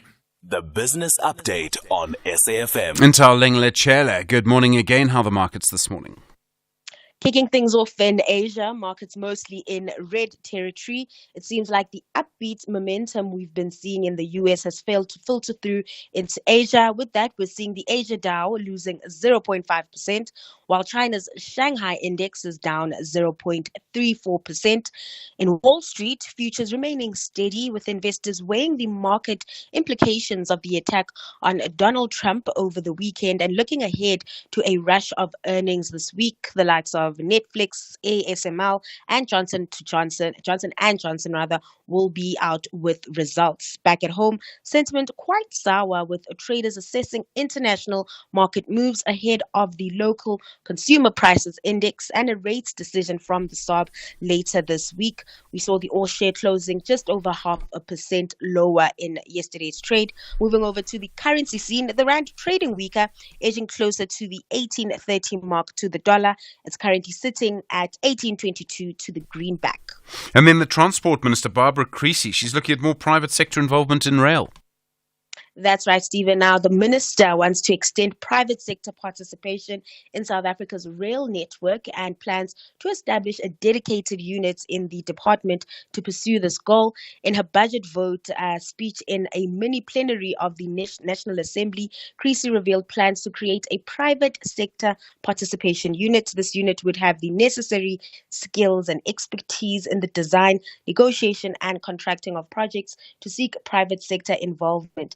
Its primary objective would be to identify suitable areas for that kind of participation in rail and ports. Now, this, of course, comes as we deal with issues at Transnet, which have resulted in many companies, mining in particular, experience delays when it comes to the movement of key bulk minerals. Creasy also highlighted the importance of private and public sector partnerships, saying the private sector participation in energy generation gave an indication of what was possible from this type of operation within the transport sector. And two companies are looking at delisting from the JSE. Recently, we've seen many new companies listing on this local stock exchange, but this doesn't mean that the trend of companies delisting from the exchange has stopped. Just yesterday, Ball Equipment and Sasfin announced plans to delist from the JSE. Starting off with Ball, the founding family's investment company, IAB, has offered shareholders 53 Rand a share as it aims to take over the business. IAB currently owns a 70% stake in the company. Now, once the takeover deal is done, Ball will delist from the JSE. Analyst Anthony Clark mourned the loss of another mid-cap company from the bourse, but said the offer was much more reasonable compared to the last offer made 3 years ago. Another company planning to delist is Sasfin. The move comes as the bank and wealth management company faces a huge tax bill from SARS. Sasfin is offering minority shareholders close to 1 billion Rand to buy them out. This would be this would rather be at 30 Rand a share, which is a 65% premium to the 30-day volume weighted average. The transaction will be funded by its two largest shareholders, Unitis and Wiphold. Markets were very pleased with the news, with both shares jumping over 40% yesterday.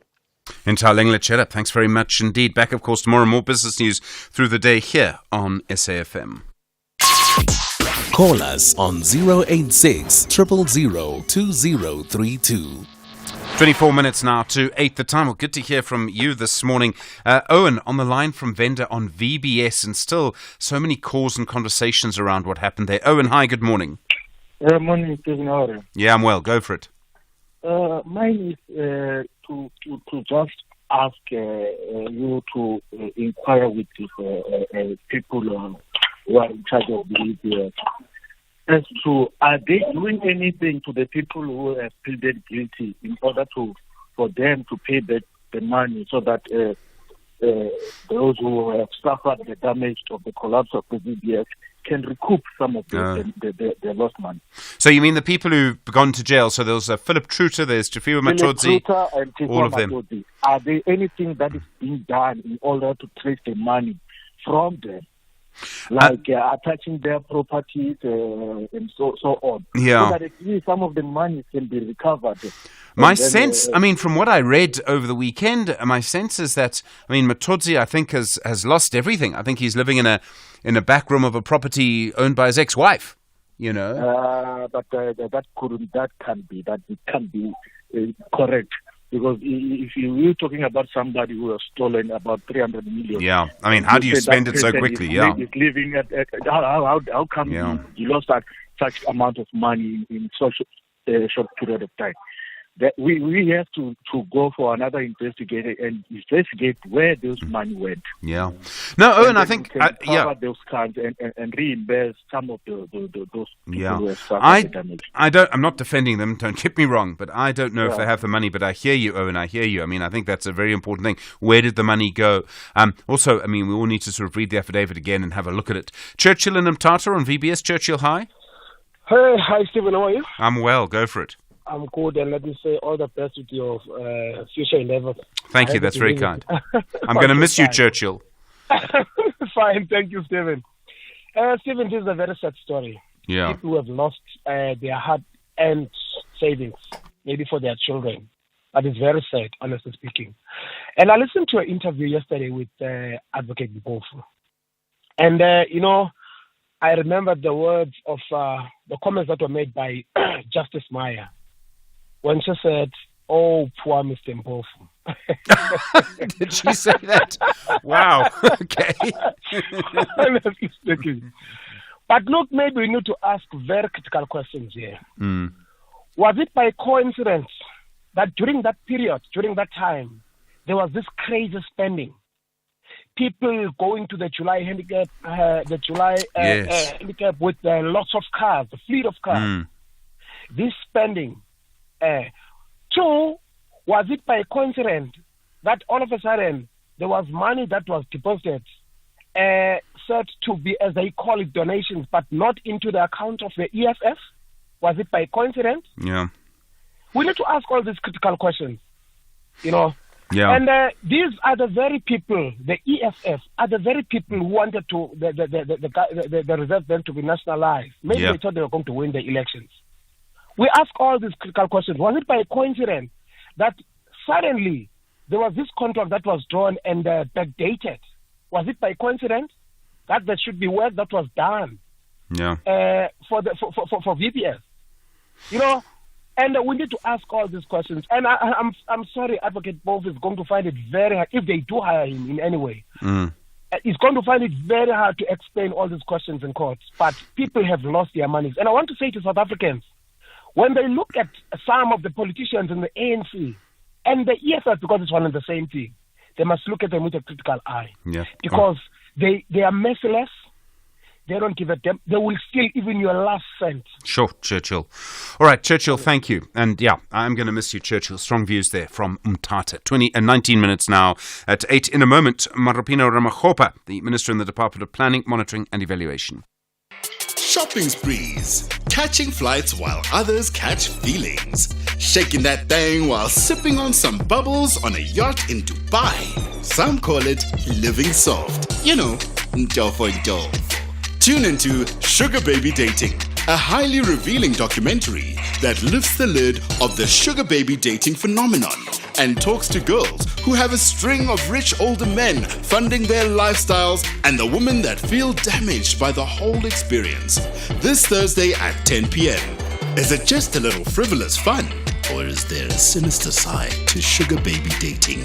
Channel your inner curiosity with Sugar Baby Dating, 11 July at 10 p.m.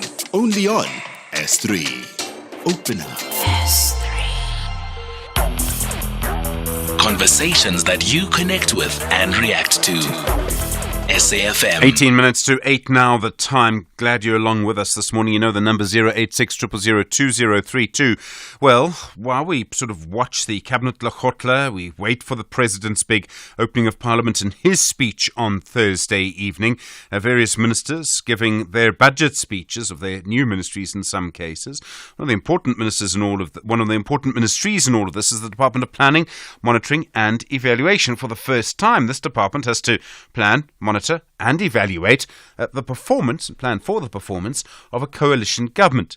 The minister in that department from the ANC is Maropin Ramakgopa. Minister, good morning and thank you for your time this morning. Good morning and thank you very much for having us. So you now have a coalition government. There are many parties involved. Is that going to make it more difficult to sort of monitor and evaluate what ministers and their officials are actually doing? People can have very different views on whether they're doing well or badly. It is definitely not going to be difficult precisely because it is one government. We have presented, for example, you just spoke about the government, Lekgotla.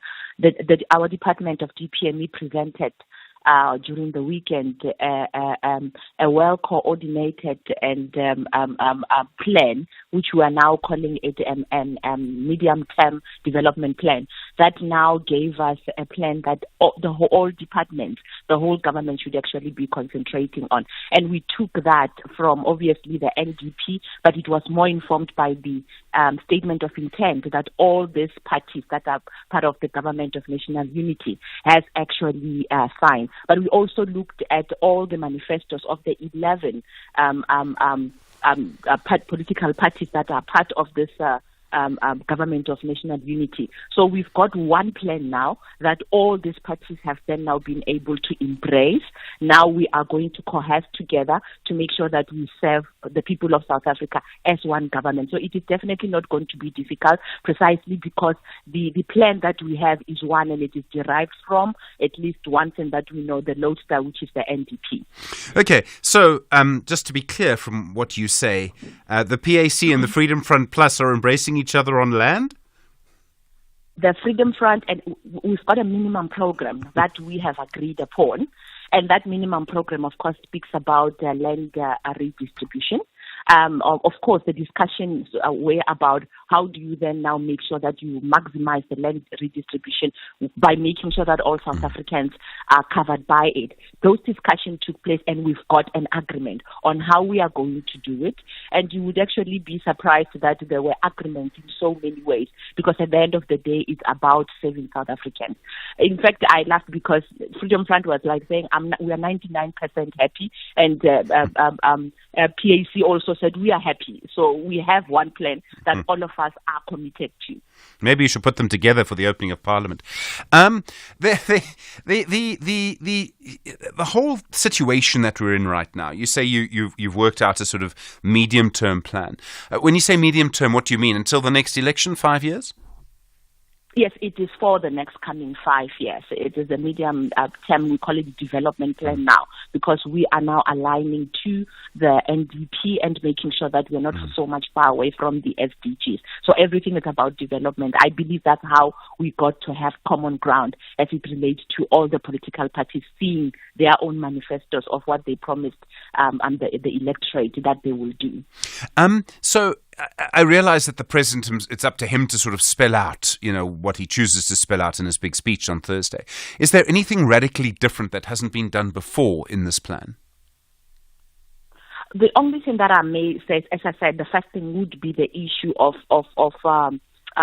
the development itself, but at the same time we've also introduced, or the president has given us more mandate to actually deal with the issues of policy, and we will be now also coordinating something called, we're given another mandate called policy coordination and advisory services that would then now be strengthening the integrated planning and harmonization and synergies of all state machineries, not only the issues of our national government, but everything else, including in municipalities. So this is how the president's speech would actually be different, because we have now looked at the entire government or the entire state, so that we can then now be able to make sure that service delivery is not only done on one place, but it is holistic as it relates to what we need to do for our people. So from what you know, from the plan that's been adopted and now will be implemented by government over the next 5 years, is this going to grow the economy? Are we going to be in a different country in 5 years' time? We are definitely going to be in a different country, precisely because the rearrangement and the realignment of departments as well will give us that opportunity. For example, the Department of Labor and Employment will also be not only dealing with the issues of labor, but the issues of employment. But what we are now going to see that is going to be more different is private sector participation and partnerships in government. So we are going to make sure that as it relates to infrastructure development, we bring more partnerships with private sector.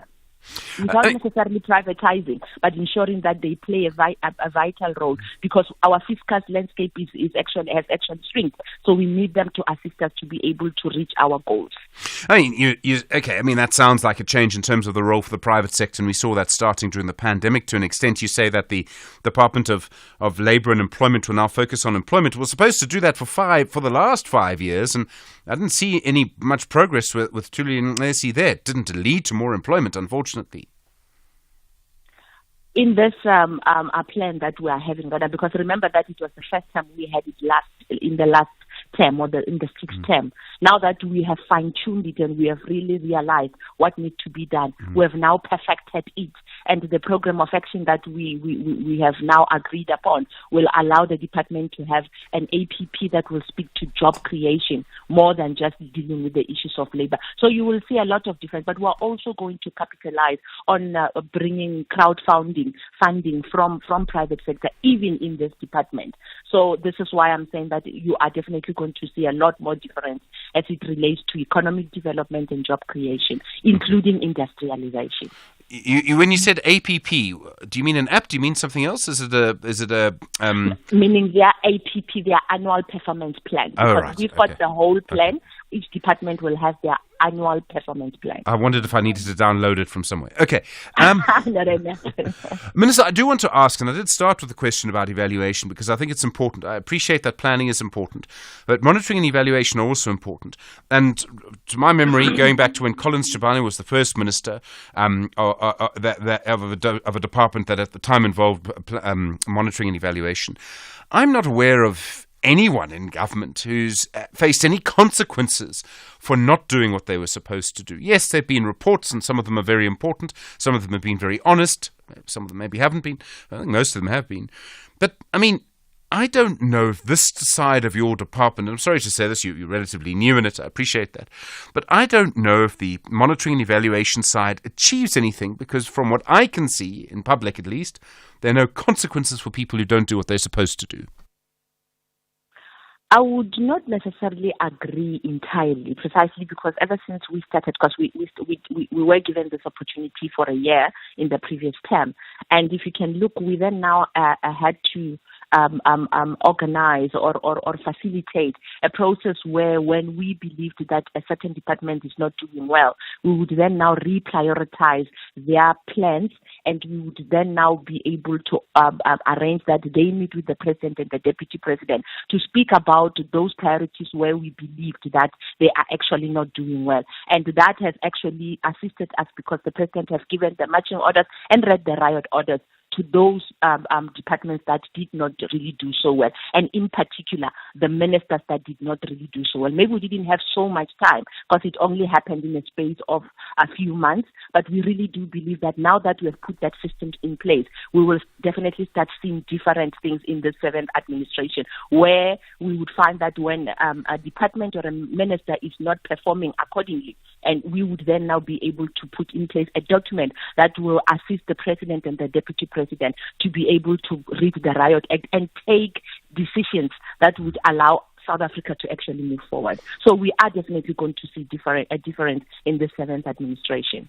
Minister, thank you very much indeed. Maropin Ramakgopa is the Minister in the Department of Planning, Monitoring and Evaluation. 9 minutes to 8.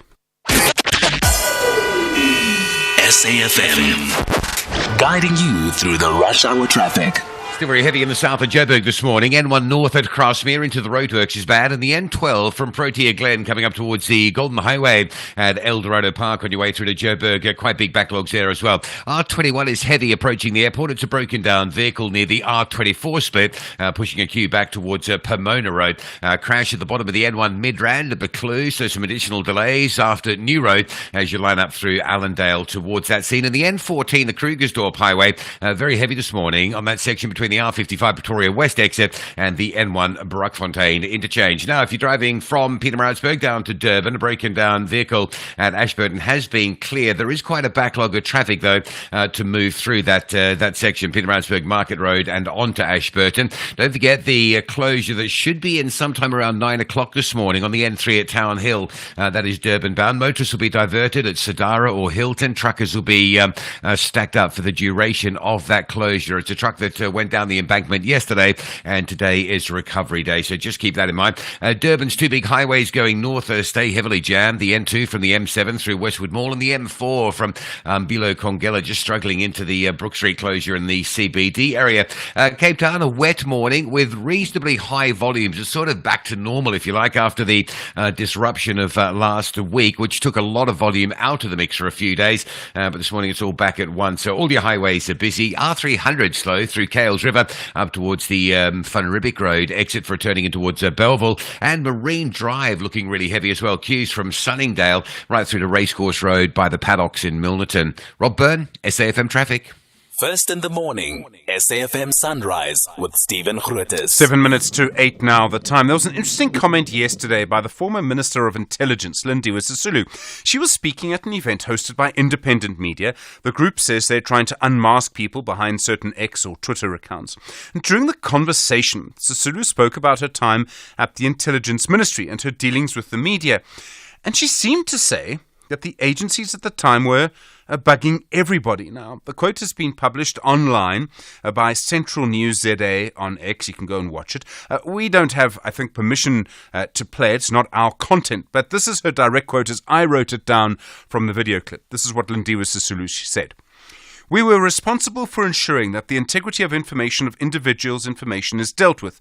We had regular meetings with the media, and we ourselves were exposed to a lot of information.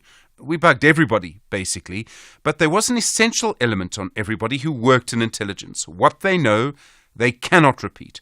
And even if a journalist were to get to them, they were not allowed to.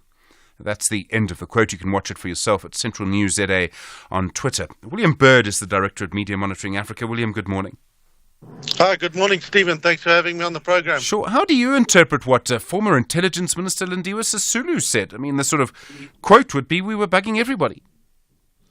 Yeah, I mean, it's an extraordinary thing for a former intelligence minister to just blithely admit, as she's doing an interview about something on a completely different subject. You know, we bugged everybody when they've just talked about the media. I mean, it's a deeply, deeply concerning thing. This is not, you know, we are not in an anti-democratic state where you've got any legitimacy to bug anyone without due and following due process. So to admit that you were bugging media, at least some media, never mind everybody, but to say we bugged everybody basically is a deeply worrying thing. And I know that there are already some NGOs that are investigating this, and we'll certainly be looking to see what the possible implications of that are. But it highlights the broad, opaque nature that our intelligence services operate under, and it reintroduces the need for us to have, you know, there was the Protection of State Information Bill that was deeply controversial, known as the Secrecy Bill, that was unconstitutional in its various iterations. the thing is, we desperately need new legislation because at the moment, our intelligence services are operating under 1980s legislation, which means that their accountability is significantly less. And so these kinds of comments, it's going to be difficult to see if there's going to be any kind of legal accountability for that kind of thing. But it's a very worrying kind of admission. I mean, there are other things to this, and what independent media say, say they're doing is they want to unmask people who have been tweeting criticisms of various politicians. And we see this all the time. We saw one person unmasked after the violence in KwaZulu-Natal, very angry that her real name, she was very angry that her real name was suddenly published. Is it important to know who is saying what? Is unmasking when it comes to what's happening on X important? Do we have a right to know who's saying what? I think one of the key issues and why people were very upset about the way that Elon Musk changed the verification process is that when that was there, it meant that there actually was a requirement to verify that a person is who they say they are. At the moment, you can get verified and pretend to be just about anyone. All you need is a number, and that's a very easy thing to come by. So the issue is that people do need to be accountable for the kind of things that they say. When people aren't, it allows them to, say all sorts of things and post all sorts of negative things when, and there's no level of accountability, so they can use that anonymity to hide. Of course, there's a counter to that. You need sometimes in different states, if you've got a state where criticizing the leader is a criminal offense, or talking about gay and lesbian issues is a criminal offense, then you may say, well, we need anonymity in order to justify and empower people to exercise their right to freedom of expression. But certainly there does need to be a counter to that, where if people are spreading, hate speech or incitement or mis or disinformation, that there does need to be a mechanism for them to actually be identified, and where it's incitement, for example, they need to be charged and held accountable for their actions. It's so difficult to assess the impact that X and social media has nowadays, and that this kind of deliberate disinformation, that some of the deliberate disinformation that we see has, and the one thing that I think we can say is that people wouldn't be doing deliberate disinformation if they didn't think it worked. Yeah, there's no doubt that disinformation works. It even if they don't have to get you to believe it. What they have to do is get you to doubt the truth or veracity of the other side. So you don't have to believe, for example, that vaccines actually are going to, have a small microchip in them. All they have to get you to do is doubt whether or not the vaccines actually work. And that's a much easier thing for them to do. And there's no doubt that that kind of thing works. We saw it under COVID. We've seen how people responded in America for the January 6th violence. We saw in our own country how people used incitement to encourage and incite, using disinformation, saying, this is what's happening, when in fact it wasn't. And then you saw, hundreds of people losing their lives. So disinformation is very, very dangerous, and there's no doubt that it has significant consequences. The trouble is it's actively incentivized by the platforms. People are rewarded for spreading the worst kinds of content on our platforms, and that's something that requires a structural change to our platforms for them to not incentivize people that use it for actions that fundamentally undermine our society. William Bird, thank you, Director at Media Monitoring Africa. Really appreciate the time. Just to let you know, by the way, we did ask former Minister Lindiwe Sisulu, we did reach out to her people to ask if she would speak to us. Unfortunately, they said no and referred us to independent media, but it was sort of her comments. So we thought that was really the focus point there. Of course, very interesting conversations to have off the back of that. You might have a firm view one way or another. You with SFM leading the conversation. It's 8 o'clock. Outsurance will go out of their way to try and save you money on your car insurance. If they can't, ask for 500 Rand. SMS out to 30754. Now that's good news.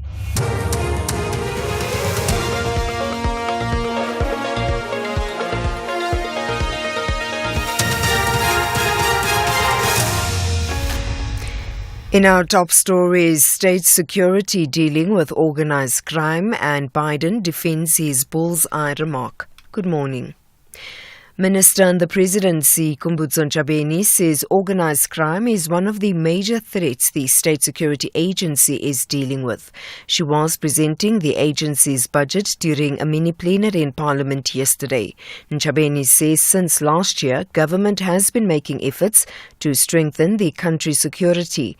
This includes introducing the General Intelligence Laws Amendment Bill, which President Cyril Ramaphosa is yet to sign into law. Nchabeni says organised crime syndicates have the potential to destabilize the country. Organized crimes, criminal syndicates pose a bigger risk to stability, development and national security. The organized criminal syndicates are even exploiting the genuine concerns of the people about economic transformation and empowerment. They now masquerade as business forums and other development-seeking forums. These collectively and deliberately undermine the capacity and integrity of the state.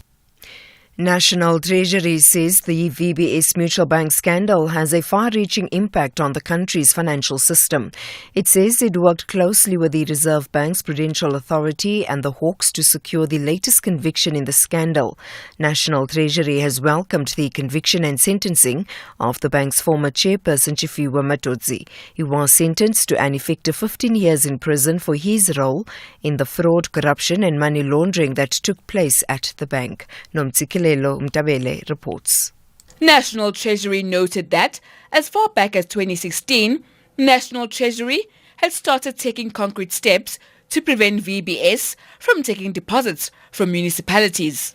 On the matter of Mutotsi alleging that former DG at Treasury, Dondo Mokajane, had taken 1 million rand bribe, Treasury said the veracity of this claim had yet to be tested in court.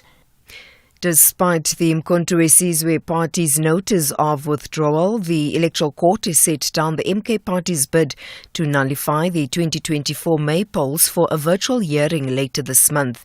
This is revealed in the Specialist Court's notice dated Monday, July the 15th. The notice comes after lawyers representing the Electoral Commission wrote to the Specialist Court stating that the notice of the MK party's withdrawal filed on the 3rd of July 2024 was irregular. The lawyers further emphasized the matter needed to be ventilated publicly. Kenny Mapanga reports. The MK party turned to the Electoral Court seeking an order declaring that the 2024 May polls were not free and fair, and therefore invalid. The party alleged serious voting irregularities, and to support its claim, the party attached an analysis in its papers alleging voter discrepancy of just over 9 million votes that it claims cannot be accounted for. Despite a notice of withdrawal, the virtual hearing is set for Monday, the 29th of July 2024. Kani Mapanga, SABC News, Johannesburg. The Socio-Economic Rights Institute has hailed Wednesday's Supreme Court of Appeal's decision that upheld a ruling that municipalities cannot demolish structures without a court order. The legal battle stems from the demolitions that took place at the Entembeni informal settlement in Khayelitsha in Cape Town in July 2020. The City of Cape Town did not in this instance seek a court order, but relied on a common law provision to do so. Tato Masiangwako is a researcher at the Socio-Economic Rights Institute. What the SCA ruling does is it first clarifies what has been unclear for some time in terms of what the municipalities can do. What they have been doing is misusing or misapplying rather this remedy of counter-spoliation. And what the court basically lays out in great clarity is that the window within which the municipality can counter-spoliate or can claim to counter-spoliate is incredibly narrow. And that is during the process when someone is in the act of establishing a structure, like right at the beginning. But once that first poll goes up, that person has established peaceful ownership or possession of that property. And finally, the director of the U.S. Secret Service has described the assassination attempt on former President Donald Trump on Saturday as unacceptable. But Kimberly Shittle says she will not resign. She says it's her responsibility to investigate what went wrong to make sure that nothing like that happens again. Meanwhile, President Joe Biden in a television interview said his choice of words was a mistake after telling donors in a recent phone call that it was time to put Trump in the bull's eye.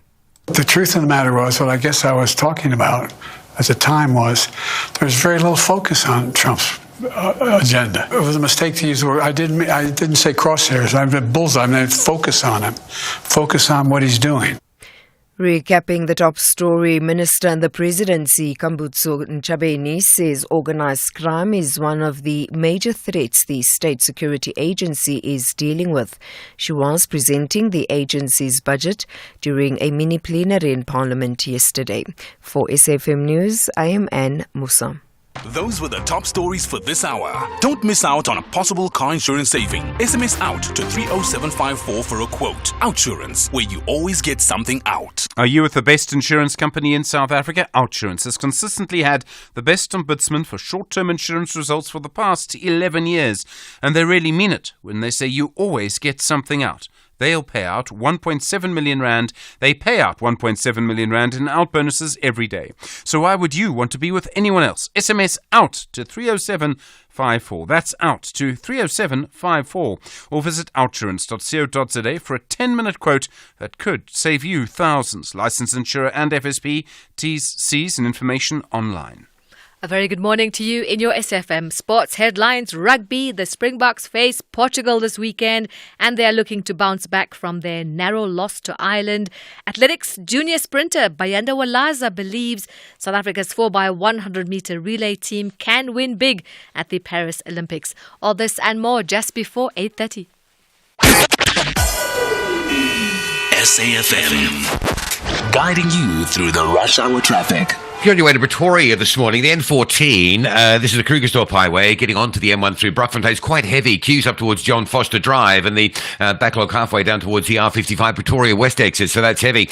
Breakdown on the R21 opposite the airport, just before you get to the R24 split towards Joburg. So the R21 from Pomona Road stays quite heavily backed up this morning. Don't forget, closure going in from 9 o'clock this morning. That's the plan to recover a truck crash from yesterday at Town Hill. So if you're driving from Hilton Howick down to Durban, down to Pietermaritzburg a little bit later this morning from around 9, expect to be diverted down the old road, and truckers can expect to be backed up and hit an operation stack no way through for truckers during that recovery. And Cape Town, it's all pretty slow this morning. High volumes and wet weather conditions. Make sure you got plenty of time to get through it all. The N1, for example, is heavy from Brackenfell right through to the city centre area.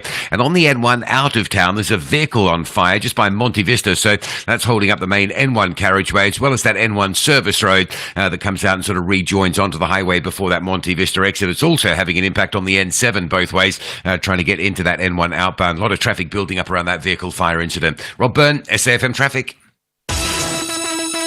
SAFM Sunrise. A vivid start to your day. 9 after 8, good morning. You're with SAFM Sunrise. I'm Stephen Critters. Glad you're with us this morning. All right, lots to talk about, of course. VBS, still a big story, but there are other things. The situation in the US, we were talking about crime a moment ago. Social media, a big issue. Lindiwe Sisulu's comments, other issues as well. Good to hear from you on 086 000 2032. Don't forget, big focus on the US coming up from 8:30. 9 after 8, good morning. Imagine if you could save time like you save money.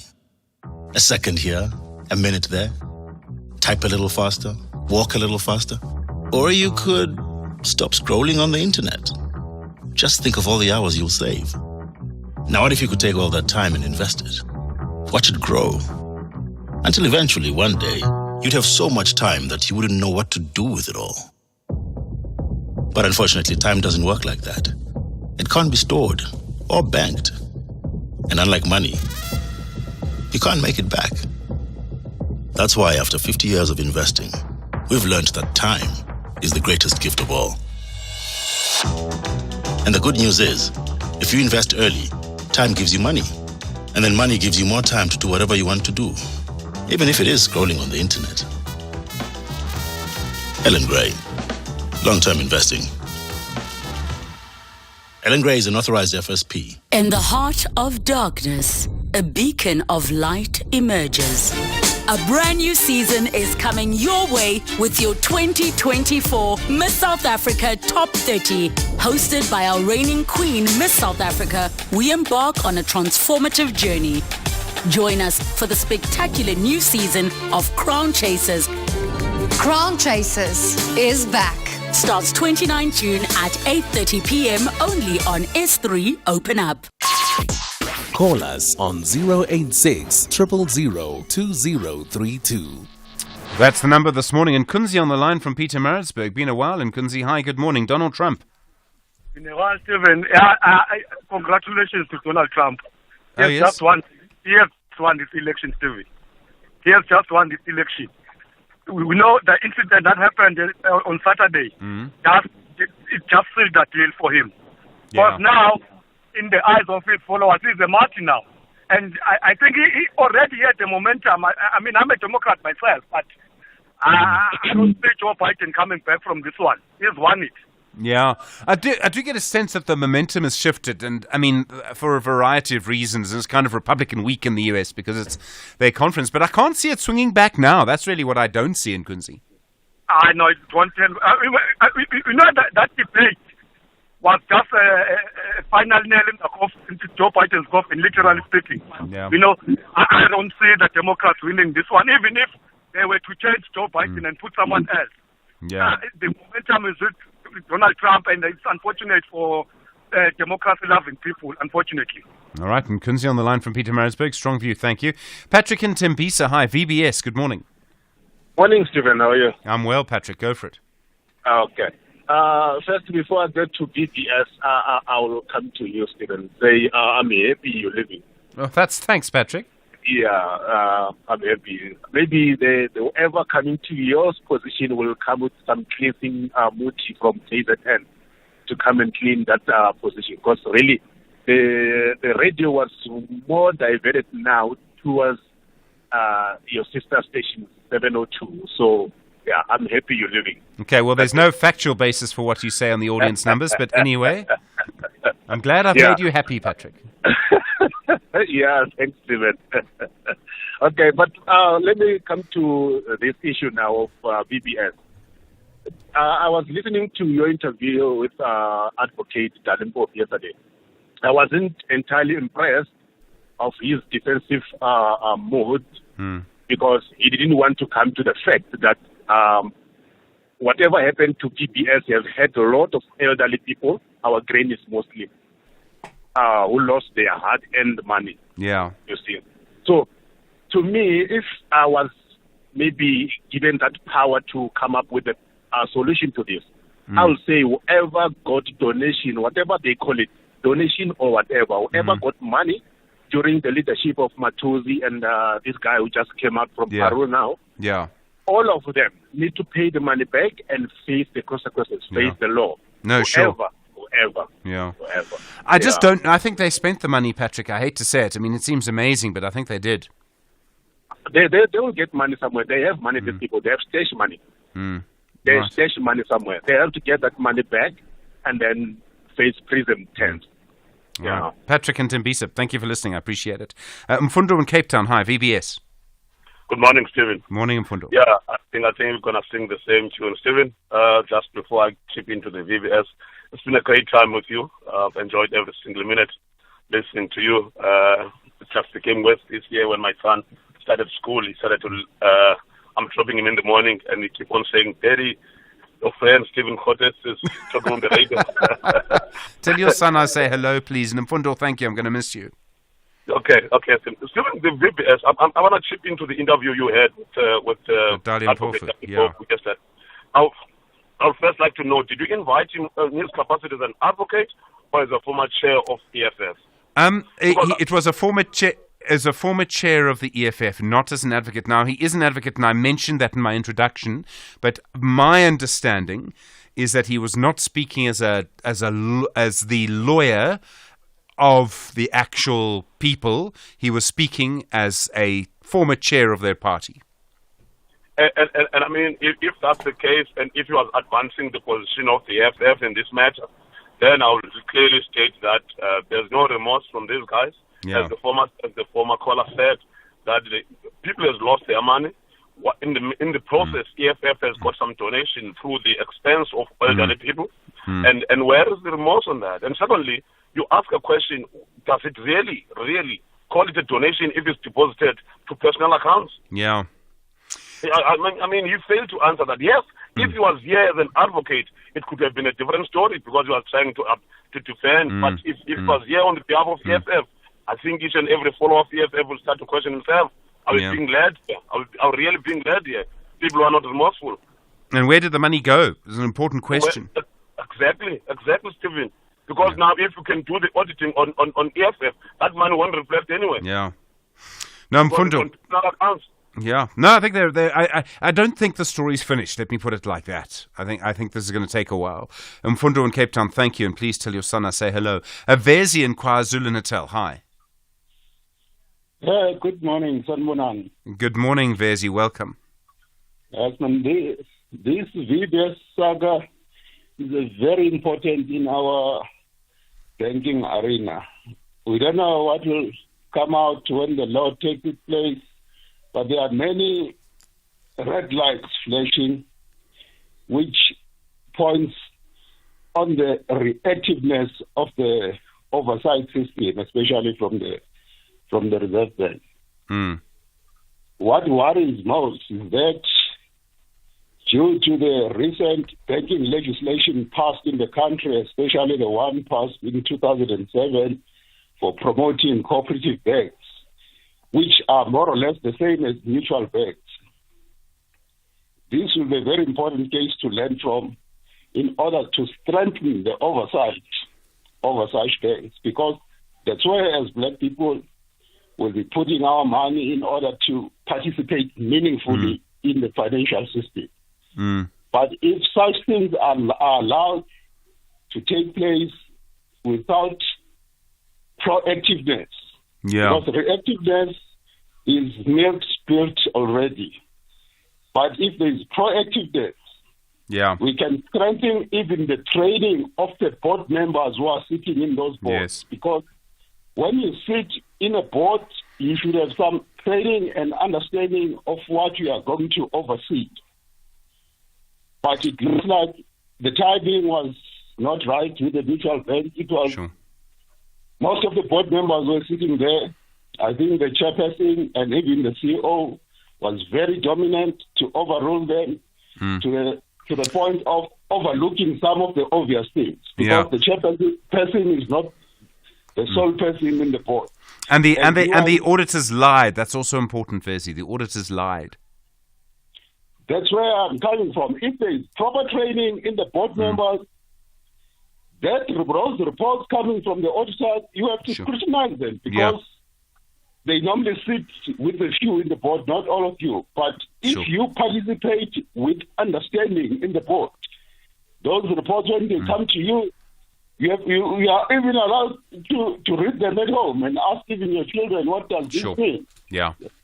And that's what I always say when we talk about cooperative banks and the board members, that even if you don't know accounting, your children probably at home, they know something. If there is a minus in the financial statement, although how big that figure it is, that minus tells you there's something wrong. Yeah. No, Vezi and KZN, thank you. I mean, I think there's your point about being proactive, I think, is so important, Vezi. Thank you. Tato in Somerset West in Cape Town. Tato, hi. Hi, Stephen. I just want to just say, you know what? We value you, man. We value you as a person. Tato. And first and foremost, you're an amazing anchor and an amazing person. And you're one of the very few people who's very unbiased, strong opinion, and a very impactful thought leader. So we're going to miss your impact at SAFM, and we wish you all the best for the future. Thank you very much, sir. Tato, that's very kind. I really appreciate it. Thank you very much. Look, it's Tato, thank you. It's not my last day. My last day is next Friday. Okay, so for some of you, you're stuck with me until then. And Drew's shaking his head and walking out in disgust. Okay, you know the number. Let's go to Mvusi on the line from the Eastern Cape. Mvusi, hi. You want to talk about electricity? Big issue at the moment in many ways. I want to walk back our disagreement, my side on the disagreement we had last time. I think it was before elections. Yes. So I had called to talk about what President Mbeki said. Yes. Your response was there was a 2007 a report in the white paper or an indication in the white paper that if there is that there will be shortage in 2007. It was wrong of me to say that there was not the case, because my argument was if you remember, that the submission, the widely reported submission, alleged submission to government by ESCOM, that there must be an investment. If not, there will be that shortage. Yeah. So I was disagreeing with that. You were right to say that that target was in the white paper, but the context of it being in the white paper was from Treasury to the department, and it was not coming from ESCOM. The second point I want to so I apologize. Not at all, Mvusi. No, because I gave listeners false information. Yeah. Mvusi, thank you. You don't need to apologize. We all make mistakes, and I do all the time. But thank you. I really appreciate it. Thanks a lot, man. You had a second point? Oh, all right. Mvusi's left us, unfortunately. 21 minutes now after 8 the time. If you love premium documentaries, then we know you love Thursday nights on S3. Broadcaster Alice Levine asks if there's anything such as normal when it comes to sex and sexuality in the 2020s. She meets sexual adventurers up and down Britain, those pushing the boundaries of sex, intimacy and relationships. Tune into Sex Actually, Thursdays at 9 p.m. Channel your inner curiosity with BBC Primetime, only on S3. Open up. S3. The Science of Life on SAFM. 22 minutes now after 8 the time. Well, news yesterday about a new healthcare collaboration. It's between Netcare, the private healthcare company, and the Rahima Musa Mother and Child Hospital. And what they've done is that they've actually created a breast milk bank. And I don't know if I've heard of something like this before. Verena Bolton's a neonatal nurse and national coordinator of the Netcare and Clegg Human Milk Banks. Verena, good morning. Thanks for your time this morning. Me. How does this work? I mean, you are actually storing breast milk for babies, right? We are storing breast milk for babies, yes. So I will very simply say it's very similar to donors of blood. We collect excess breast milk of mothers who are lactating successfully and have adequate stores of breast milk for their own babies. We put them through a rigorous battery of tests. They have a lifestyle questionnaire, very similar when you donate blood.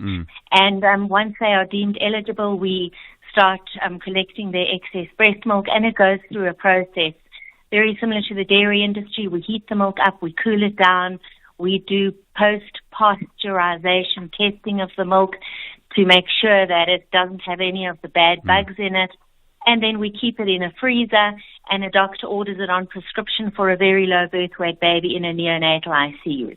I mean, really in a nutshell. When you go into a hospital to give birth, a lot of those tests are done anyway because you're breastfeeding your own baby. Yeah. One hopes that you're breastfeeding your own baby, but they are routinely done. How long can you store breast milk for? So, there are different guidelines. We're very guideline driven. If you are storing breast milk for your big, fat, healthy baby at home, you can store it for up to 2 years, barring load shedding, etc., in a chest freezer. So we're talking about minus 20 degrees. In a hospital environment where we're feeding it to very, very low birth weight babies, we're essentially trying to protect their immunity, protect them from infections. And so we have different shelf lives. So a very preterm baby, so we're talking about a baby under 2,500 grams. And, we have babies born at 400-500 grams. They have a long, arduous road. So the shelf life for that breast milk is, in fact, 6 months. So they vary depending on the need. I mean, one of the noises from when my children were very young is the sound of a breast milk pump. It has a particular horrific noise. I presume that's how you have to get the milk. That's what our moms do. The moms who are delivering preterm understand often that it's the breast milk that is keeping their babies from getting an infection. So they're very, very keen on producing breast milk. And, when you deliver a 500, 600, 700 grammer, your baby's taking 1 or 2 mils of your milk every 3 hours, and that's through a tube. They can't suckle at that time. And so those mothers are maintaining their lactation by that horrific sound, expressing, and they're freezing it. And eventually the dad say, I've got so much milk in the freezer, I want to put my meat in here, take it out. And that's where we come in, and we gratefully accept the milk, and we then process it. And then for those young babies, if I remember correctly, there's actually nothing better than breast milk. For a baby, breast milk is everything. There's just nothing better than breast milk. So preterm babies are at risk of developing a condition called NEC. It's a serious, serious condition. And the best way of preventing a preterm baby from getting NEC is to give them breast milk. Nothing else works. But then obviously for a term baby, it's also very, very important. It has so many benefits for the mom and the baby. And they go on to, 40, 50 years down the line where you don't develop hypertension, you don't develop, secondary diabetes. These things are all because of long-term breastfeeding. And then the mothers have decreased risk of, ovarian cancer, breast cancer, etc. So, yeah, it's life-saving for preterm babies, but it has health benefits immediately and long-term for both mom and baby. Well, one of those things a bit like giving blood. If you're having a bad day, you can always just think, my blood, my body has given someone else a life. It's an amazing thing to remember when you're having a bad day. It is an amazing thing. Our greatest donor gave us 150 litres of breast milk. That's an incredible testimony. And if you think that a very low birth weight baby may only be taking 2 or 3 mils every 3 hours, you can imagine how far 150 litres goes.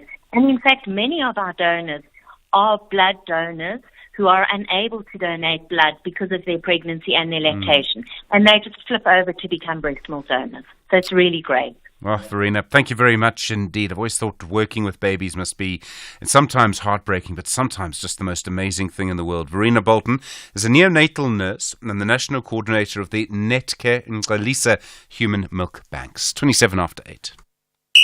This is SAFM Sport with Zai Khan. Zai, good morning. Big rugby match against Portugal. Yes, of all people, Portugal. Box ready to tackle their way to the top. They're gearing up for that crucial match after the narrow 25-24 defeat to Ireland. The Boks are looking to bounce back with a strong performance. Assistant coach John Davids emphasised the importance of maintaining high standards and respecting the opposition. Well, obviously, as I think as a Springbok, it's always for us about our game and the standards that we set and respecting the opposition, no matter who's our opponents. Reflecting back on last week's performance, obviously we know there's a better standard that we can adhere to. I think that would be our big focus for this week, as to be the best team that we possibly can be. And improve our performance and ensure that we play to the quality that Springbok Rugby are known for. That's the Springbok assistant coach, John Davids, on Sunrise. Now, soccer Real Madrid fans are in for a treat today as the French superstar Kylian Mbappe is officially presented at the Santiago Bernabeu Stadium with an expected attendance of 85,000. Mbappe will sign a 5-season contract with Real Madrid's president before greeting the fans and holding a press conference. Despite a recent nose injury, he's eager to join his new teammates, which include Jude Bellingham and Vinicius Jr. under the guidance of coach Carlo Ancelotti. Mbappe's arrival marks the beginning of a new era for Real Madrid as they aim for more titles and glory in the upcoming season. Now, Olympic news, the junior sprinter from South Africa, Bayanda Walaza, is confident that Team South Africa's 4x100-meter relay team has what it takes to challenge for a medal at the upcoming Olympic Games in Paris. Now, he is gearing up for what could be an historic event for South African athletes. I understand 100 meters is nice. It's because you are the one who must run and all of that. But relay, I feel like it's much more important because of now it's teamwork. You guys carry each other to the finish line. So I'll say I'm really proud of me being there in that team. So for me, I was expecting to at least, he must leave me at least last 20 meters or 30 meters of the race. But it seems like it didn't happen the way it happened. But I enjoyed it because I was second after all. Because of it was my first time running with seniors. And that's a wrap of your sport on Sunrise. More around 12:30. I'm Zai Khan. Zai, thanks very much indeed. The toxicity of American politics, what it tells us about how democracies and communities can go through real problems and how they can heal themselves. That's next. You're with SAFM leading the conversation, 8:30. Good morning. In the headlines, the Financial Sector Conduct Authority has revealed that over 2,000 security firms in South Africa are defaulting on pension contributions. The Minister and the Presidency, Kumbutso Ntshabeni, says organised crime is one of the major threats the State Security Agency is dealing with. She was presenting the agency's budget during a mini-plenary in Parliament yesterday. And the Northwest Agriculture and Rural Development MEC and his bodyguards have been admitted to a hospital in Clegg after being injured in a crash near Derby yesterday evening. I'll have details on these and other stories at 9. SAFM, guiding you through the rush hour traffic. Well, it's very heavy on the run through Midrand. If you're leaving Pretoria en route to Joburg, make sure you've got a ton of time to get through it, or you're picking up some alternative routing options. It's a breakdown at Olifantsfontein and then a crash down at Buccleuch. So from Brockfontein all the way down to Buccleuch, it is a typical car park there today. The N14, the Krugersdorp Highway, heading up towards Pretoria, crash at Brockfontein. So quite a heavy queue. Marching back towards the R55 Pretoria West exit. If you're coming from Lanseria, Diepsloot, you might want to exit at that R55 off-ramp before you get caught in that big traffic queue. Don't forget the closure of the N3 today being confirmed for just after 9 a.m. this morning. This will be the Town Hill section, Durban bound, so eastbound or southbound, that'll be closed. And to effect a recovery of yesterday's truck crash, the truck going down the embankment, motorists will be diverted either at Sadara or Hilton, and trucks will be allowed through that closure, but they'll be stacked up. So no way through Pietermaritzburg for the haulage industry once that closure goes in from 9 today. Breakdown on the N2 before Gateway, so quite heavy from Kwamashu. If you're heading up for flight connections, give yourself time to work through that big backlog. And Cape Town staying pretty heavy. We've been warning about this morning. Just bigger volumes, wet weather conditions. Everything's very slow going. All the highways are still very heavily backed up for this time of morning. And there's also a vehicle on fire, N1 outbound at Monte Vista. So that's having a major impact. It's causing a delay from Canal Walk as you route out on the highway towards that. It's also backlogging traffic on the M1 service road that effectively joins the N1 proper at sort of Monte Vista, right by that vehicle fire, and it's causing big delays on the N7 both ways from Edgemead, Plattekloof, and from Goodwood, trying to get off the N7 and into the N1. There's a lot of congestion around that part of Cape Town this morning. Right now, Rob Byrne, SAFM Traffic. Channel the forgiving spirit of Utata Madiba on Afternoon Express, Tuesday at 6 p.m. on S3, as community development practitioner Taryn Lee Bell shares how he rebuilt a nation with the power to forgive. We discuss the magic of making a child's dream come true and cook up Madiba's favorite oxtail with umngusho. That's Afternoon Express this Tuesday at 6 p.m. only on S3. Repeat Sundays at 8:30 a.m. Nick is hiding a dark secret. For 20 years, everything has been going according to plan. Until now. He has the perfect wife, Maya, a smart, ambitious defense lawyer who is on the verge of becoming the first black director of public prosecutions. Amidst the biggest case of her career and having her life under intense scrutiny, Maya learns of Nick's dark secret and how she was one of Nick's targets 20 years ago. The veil of secrecy will fall. Nothing stays hidden forever. Betrayal, secrets, suspense. Oh, the drama. This is Undercover, Mondays to Wednesdays at 9 p.m. on S3. Channel your best drama with BBC Primetime, only on S3. Open up. S3. Mediated conversation on SAFM. 26 minutes now to 9 the time. In the US over the weekend, the presidential contender Donald Trump narrowly missed an assassination attempt as a person tried to shoot him. In the end, Trump was shot in the ear before the US Secret Service removed him from the scene while others shot dead the person who had tried to kill him. Meanwhile, the US president and rival to Trump, Joe Biden, has said that the political temperature in the United States is too high and needs to be cooled down. Over the last few years in the US, it's become obvious that there seem to be two sides to that country's politics. There's two sides to a political divide, and it can sometimes seem as if the people on each side hate each other and refuse to work with people who belong to the other side. So how did the world's oldest democracies become so divided? Can it heal itself? Are there lessons for us in how to manage division? Or to put it another way, how do you remove toxicity from politics? First this morning, the political analyst, Professor Stephen Friedman. Then Angelo Fick is the Director of Research at the Orwell Socio-Economic Research Institute. And finally, Professor David Munyai is the Director of the Centre of Africa-China Studies at the University of Johannesburg. We start then with the analyst, Professor Stephen Friedman. Professor Friedman, good morning to you and thank you for your time this morning. Good morning, Stephen. Thank you. Where do the roots of these divisions in the United States lie? Politics obviously changes over time. The sort of the lines of division change over time. For people of my generation, perhaps an important moment may have been the hung election in 2000, Al Gore against the second George Bush. Where for you do the roots of these divisions start? Stephen, the huge factor here is that in about 15 to 20 years' time, America will no longer be a majority white country. And the effects of that became clear as long ago as about 30 years ago when Bill Clinton won the election without winning a majority of votes from white men, which is a trend which has continued.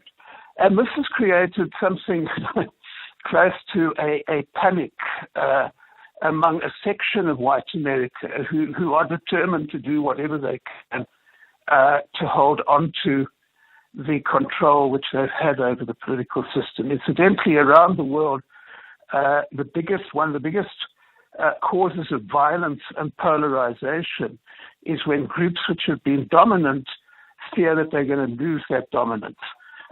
For example, the violence against women, which we quite rightly are horrified about in this country, is very often caused by men who are worried about the fact that women are no longer subservient, that women are no longer excluded from the professions and public life, etc.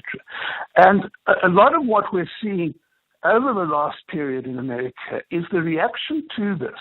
And then to make it far more toxic, all of this happens in a political system which really was designed for the 1780s, not for the 2000s. It's a political system which increases polarization by giving power to states rather than to citizens.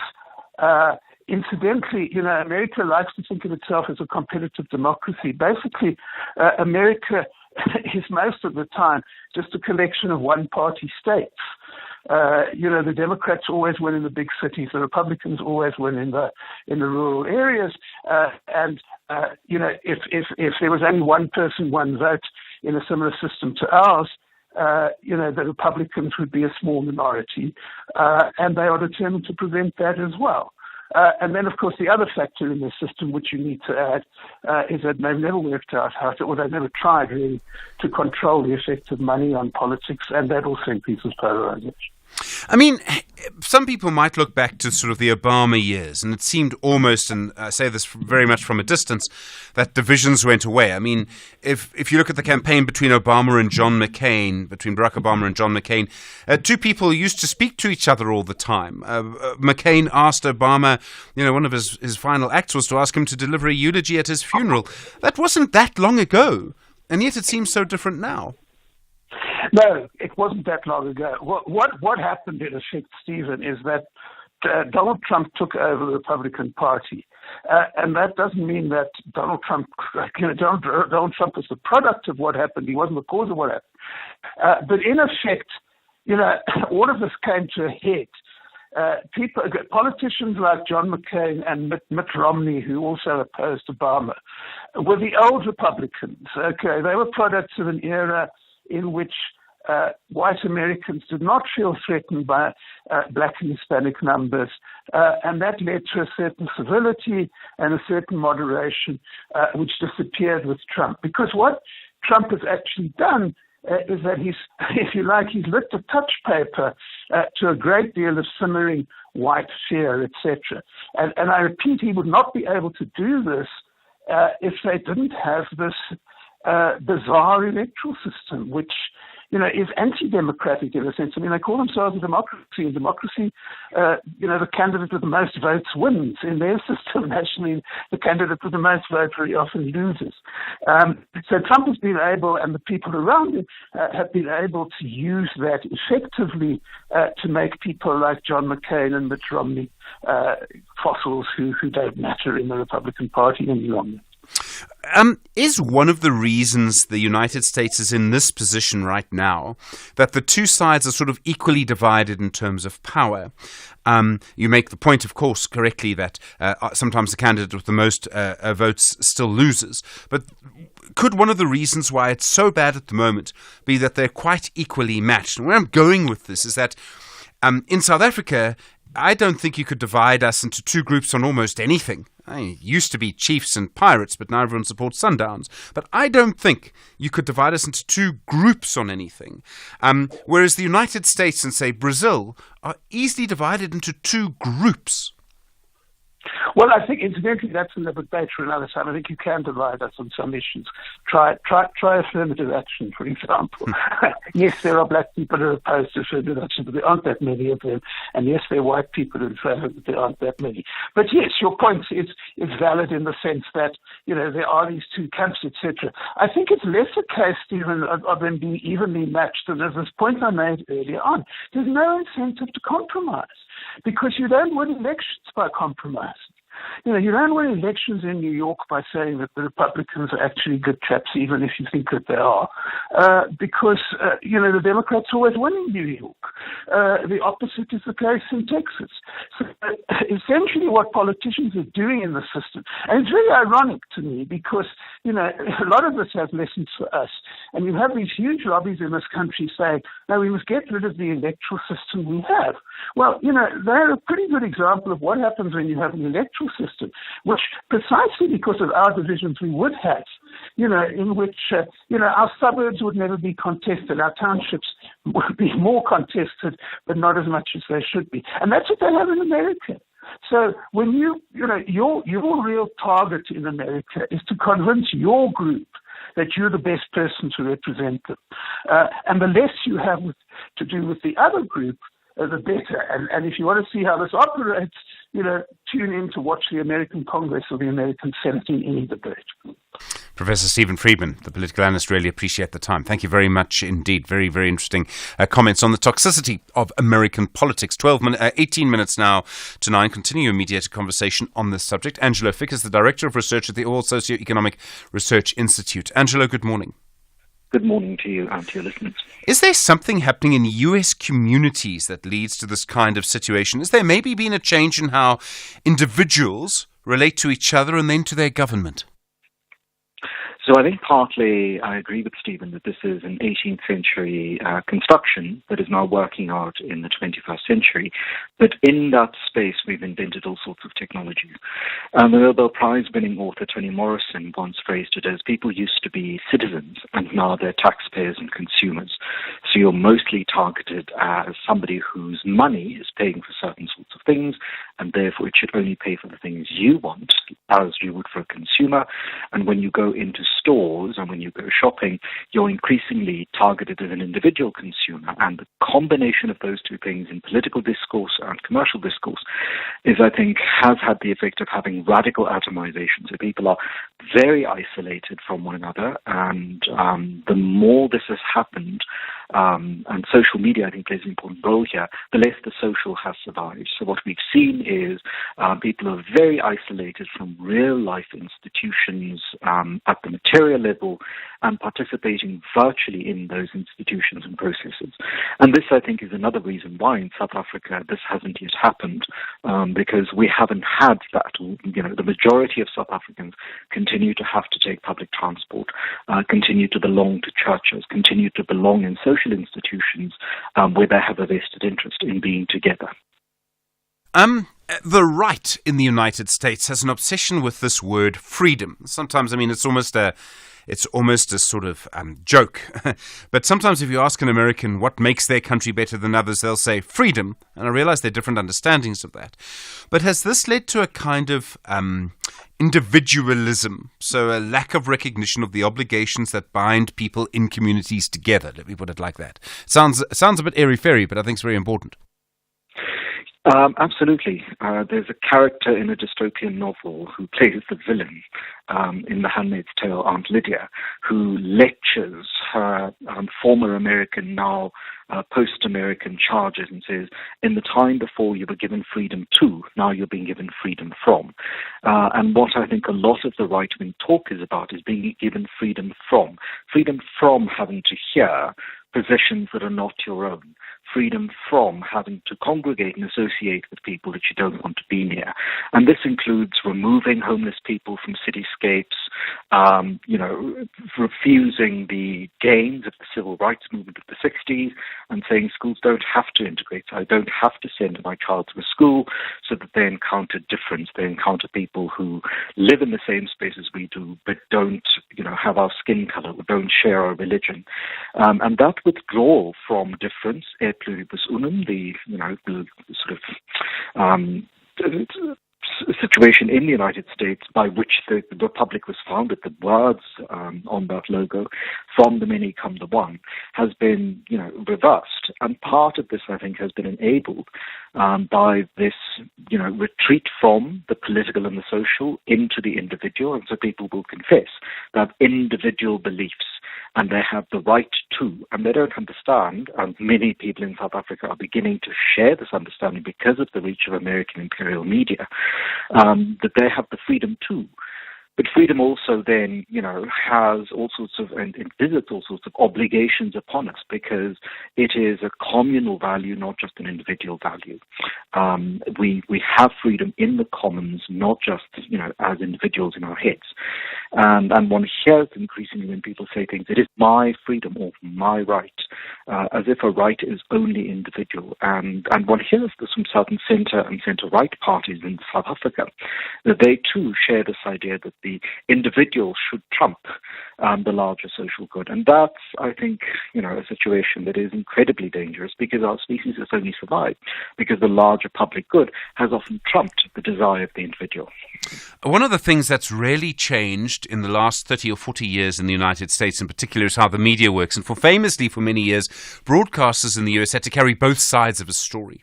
And that changed. Right-wing talk radio exploded, then social media came. What impact did those changes have?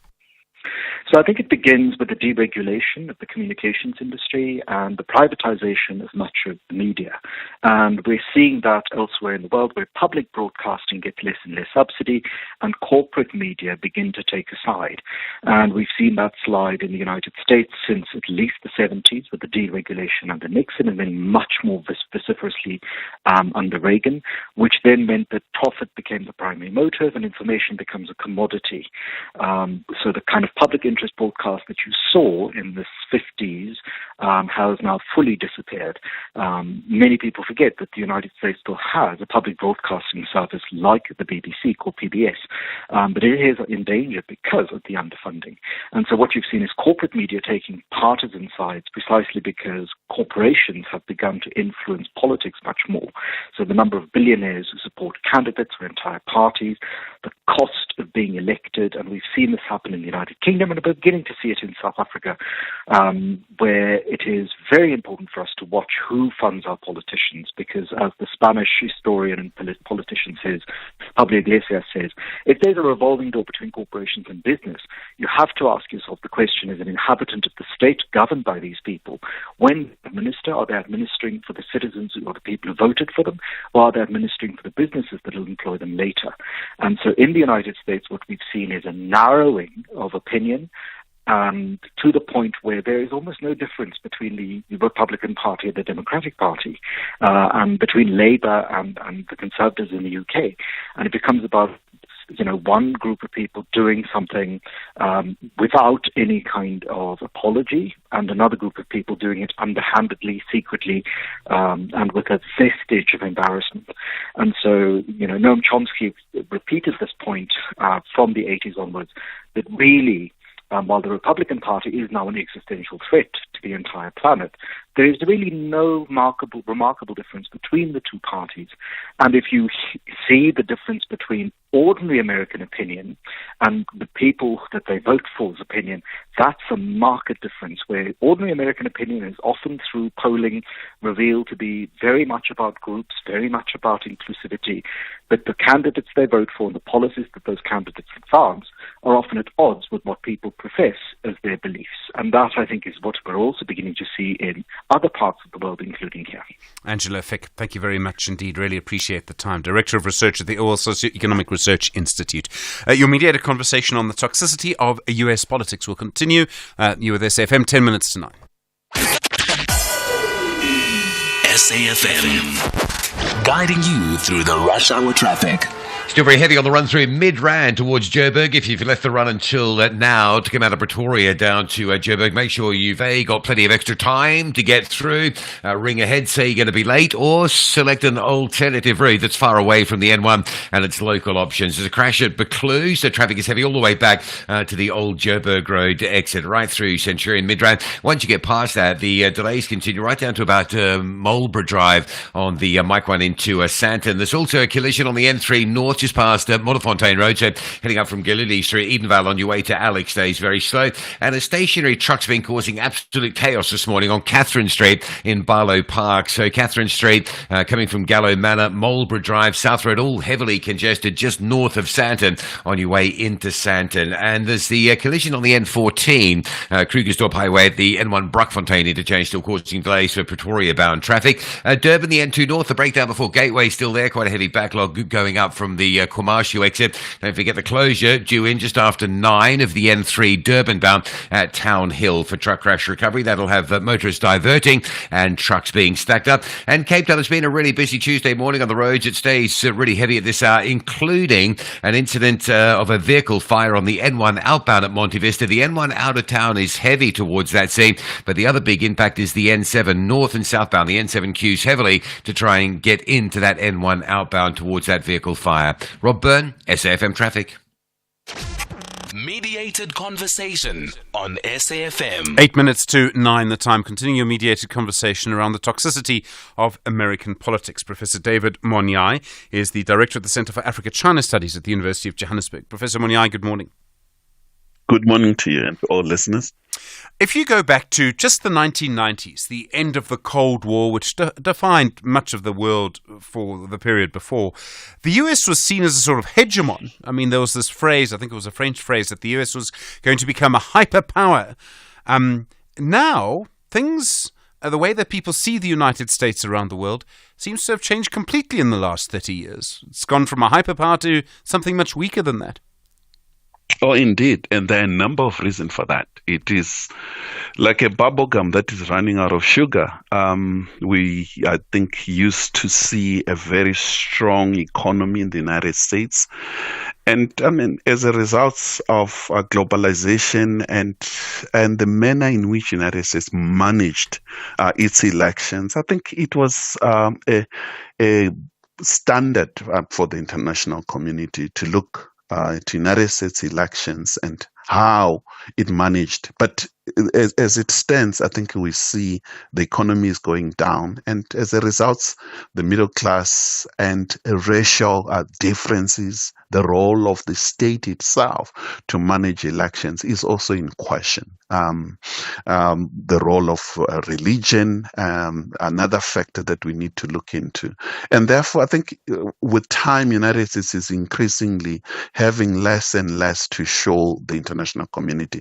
And some of us are starting to argue that instead of looking at the United States as a leader of democracy, we should really see democracy as better saved and preserved in countries such as South Africa. There's so much that the United States can learn in terms of leadership that is required in times of crisis. As it stands, we have a leadership that baby boomers, it's like 1980 in the then Soviet Union. I think you saw a number of leaders on a 6 months time frame dying, two old leaders leading a democracy. And so it's a huge crisis in the US. I mean, the idea of a coalition of parties which have campaigned against each other, like the ANC, the DA and the IFP all did, in a country with a racialized inequality like ours, worst in the world, a coalition didn't take everybody by surprise here. In the United States, it's completely impossible. Indeed. And no one can believe. Last 3, 4, 5 months, I think the situation in this country was quite dire, and no one believed that we'll keep it together. So far, we don't know this GNU, but it looks like South Africans somehow managed to talk and bring something. United States cannot really stand. Look at the judiciary itself. And the manner in which the judiciary is elected in the United States. It's elected, not appointed. A president appoints judges, and the ruling yesterday, it just shows you how politicized, at times weaponized, judiciary is. And therefore, it's a crisis that the United States have to deal with. And I think the best way for the United States is go back to the basic and try to rejuvenate democracy itself, because it's stuck, as my colleague have already said, in the past centuries. And most of the systems that they use to advance democracy is no longer working for a totally new generation that is coming up. People who support democracy, and Professor Munyaya, I should tell you, I probably include myself in that list, but people who support democracy will often say that democracies can heal themselves. To an extent, maybe, an optimist might say. This has just happened in the UK, in Britain, where a government of the middle left or the centre left has taken over. Is there any prospect for the United States to heal itself? And maybe it may just be inevitable, the point that Professor Friedman made, as the sort of racial demographics of the United States change, one group of people will have a majority and they will sort of win. Healing itself, it's a huge issue that you're opening up. The bigger question is not just a question of healing itself. I think the question we need to pose is how. I think you need a state. Democracy at the end of the day, for some of us in the global south, it's not just about voting, ballot box, queuing, and putting an X on a paper after 5 years. That in itself is symbolic. It's important. I think fundamentally it has to do with the roads, the clinics, the handling pandemics, food in my belly, education system, and inability to bring those about. As a showcasing whether democracy is healing itself or not, I think is the key. And therefore, back to the basic in terms of the kind of economy, I think in most societies that the question of mixing both systems, ability to ensure that the economy, that is a shared economy, not just the 1% that tend to benefit, as the case in the United States, and they are the ones who dishes resources to political parties, and their voice you tune to CNN and other major media in the United States is the voice of the rich, the masses on the ground.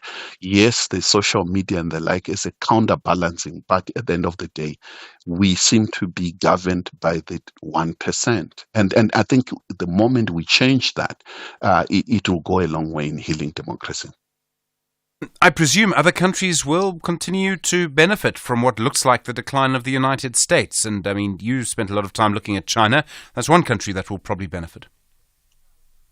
I think I do not think there will be a benefit of any nature. If you look at the person that is coming, Trump is unstoppable. The vice president he has nominated is someone who is anti-China.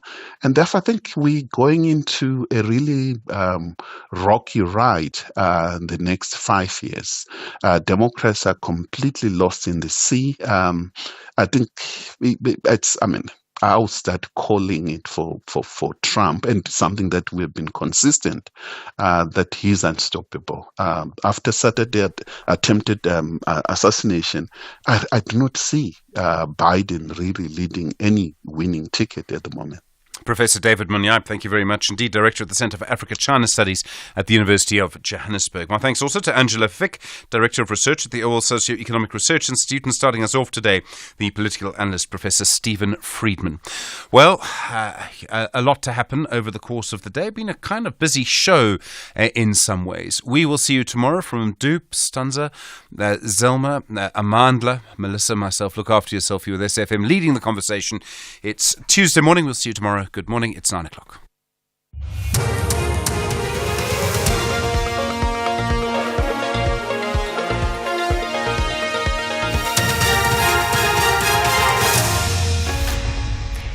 In our top stories, over 2,000 security firms defaulting on pension contributions, and Rwanda's Paul Kagame on course for an overwhelming victory. Good morning. The Financial Sector Conduct Authority has revealed that over 2,000 security firms in South Africa are defaulting on pension contributions.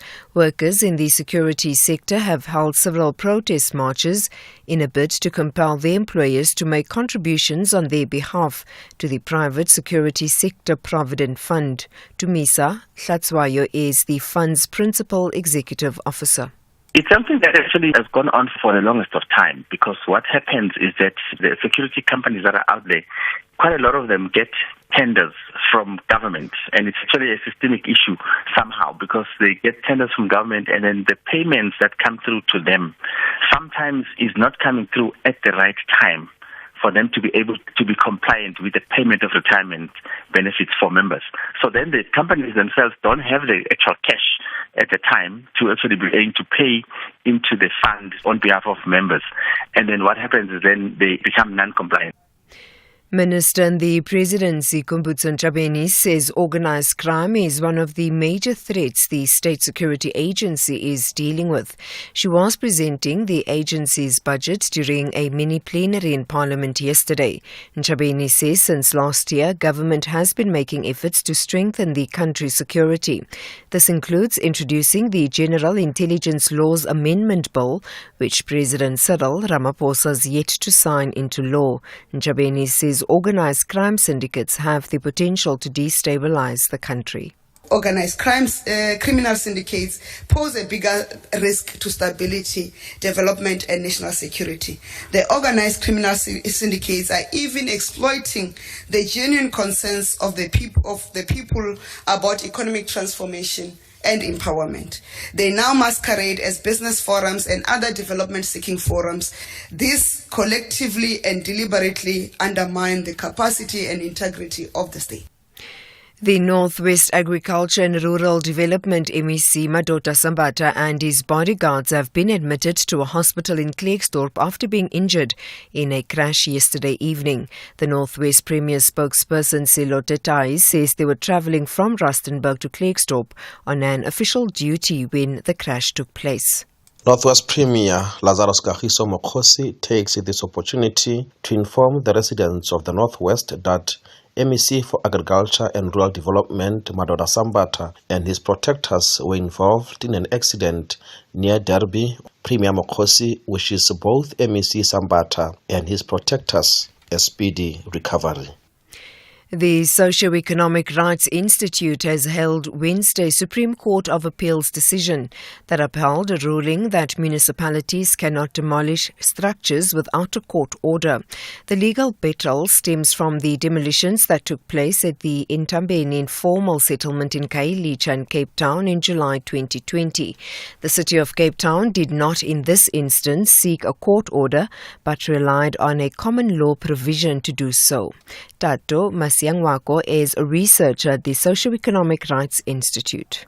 What the SCA ruling does is it first clarifies what has been unclear for some time in terms of what the municipalities can do. What they have been doing is misusing or misapplying rather this remedy of counter spoliation. And what the court basically lays out in great clarity is that the window within which the municipality can counter-spoliate or can claim to counter-spoliate is incredibly narrow. And that is during the process when someone is in the act of establishing a structure, like right at the beginning. But once that first pole goes up, that person has established peaceful ownership or possession of that property. And finally, initial results indicate that Paul Kagame is on course to be re-elected president of Rwanda with about 99% of the votes. He's ruled the country since 2000, the BBC's Julian Bedford reports. This could be Paul Kagame's most sweeping victory yet, and on a massive turnout, with 98% of all Rwandans voting. Critics of the 66-year-old, and there are many outside the country, say that's because he tolerates no dissent. Opponents die, are jailed, or are barred from contesting elections. And his record is coming under increasing scrutiny, with the UN, the US and many other countries accusing him of supporting the rebel M23 militia in its uprising in neighbouring Congo. Recapping the top story, the Financial Sector Conduct Authority has revealed that over 2,000 security firms in South Africa are defaulting on pension contributions. For SAFM News, I am Anne Musa. SAFM 104 to 107 nationwide. Yeah, we can do this. It's been a long time coming. This deserves to grow. It's a great business. If they don't like it, someone else will. And fund me so I can expand. Maybe I can offer them shares. I need to retain equity for staff. It's going to be good for recruitment. Yeah. Possible begins with that one great idea. When Telkom enables entrepreneurs to make their ingenuity a reality, we grow local economies. Telkom. Possible begins here. Nick is hiding a dark secret. For 20 years, everything has been going according to plan. Until now. He has the perfect wife, Maya, a smart, ambitious defense lawyer who is on the verge of becoming the first black director of public prosecutions. Amidst the biggest case of her career and having her life under intense scrutiny, Maya learns of Nick's dark secret and how she was one of Nick's targets 20 years ago. The veil of secrecy will fall. Nothing stays hidden forever. Betrayal, secrets, suspense. Oh, the drama. This is Undercover, Mondays to Wednesdays at 9 p.m. on S3. Channel your best drama with BBC Primetime, only on S3.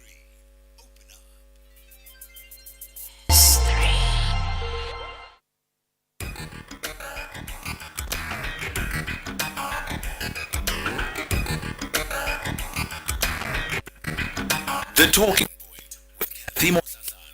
Weekdays, 9 a.m. till midday.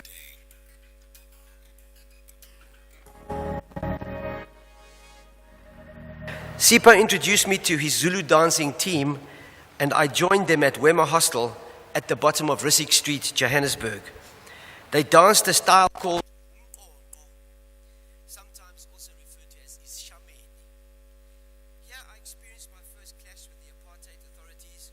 I was caught inside the hostel and was arrested in terms of the Group Areas Act and the Separate Amenities Act, and taken to John Foster Square, and then taken home to my mother as I was underage.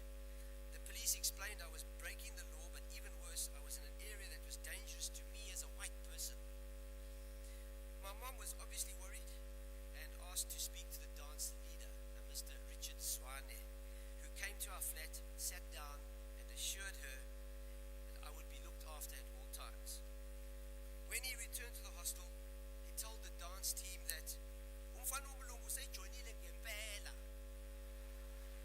this white boy has really joined this dance team. And I was giving the dance name Sike Chigele Shobe. I danced every Saturday and Sunday at Wema, avoiding the police as best I could, as well as the municipal security guarding the gates of the hostel. Over that 7 years, Sipo and myself played traditional Maskanda music. I learned the rules of composition and the rules of presentation. However, from time to time, I could not help hearing echoes of certain characteristics of Celtic folk music in some of the Zulu war songs.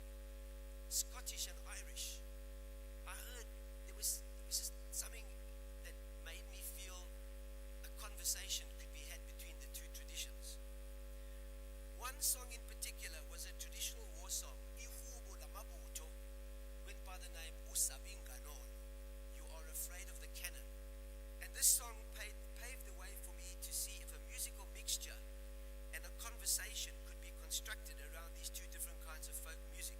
At any moment in any composer's life, there are epiphanies. These are moments that just suddenly you see through, you have a breakthrough.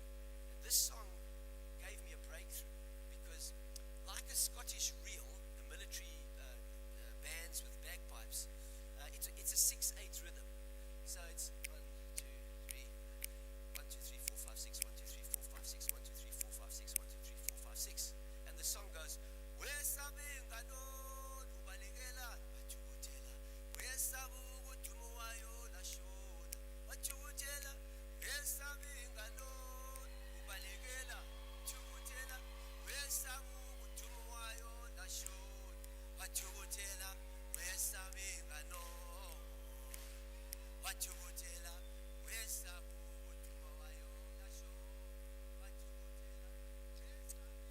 You can't tell me that this country has not had stars. You can't tell me that we have not produced icons in every single right. That there is the voice of the late Johnny Clegg, musician, singer, songwriter, dancer, anthropologist, anti-apartheid activist. And today, of course, marks the 5th anniversary since he passed away in 16th July, on the 16th of July in 2019. And what a star he was for this country. He shone so bright, and yes, just the depth of knowledge, of experience that he was able to translate through his music. Welcome to the Talking Point. A pleasure to be with you on the show. After that kind of opening, I wish we had like the whole recording. My Didi's looking at me funny. Yes, I wish we had the whole recording so that we could just play it for the rest of the half hour, start the day on a good note. Okay, I'm kidding, I know. You wouldn't want me to get in the way of your open line, so we will absolutely not play it for an hour. What we will do is get to the open line, your national roundtable. I'll of course be taking your calls on 086 000 2032. That is the number to dial, 086 000 2032, for you to have your say. And I'm looking forward to the very many different things that you want to put on the national roundtable this morning. On the WhatsApp voice note line, you can send those voice notes on 0614 104 107.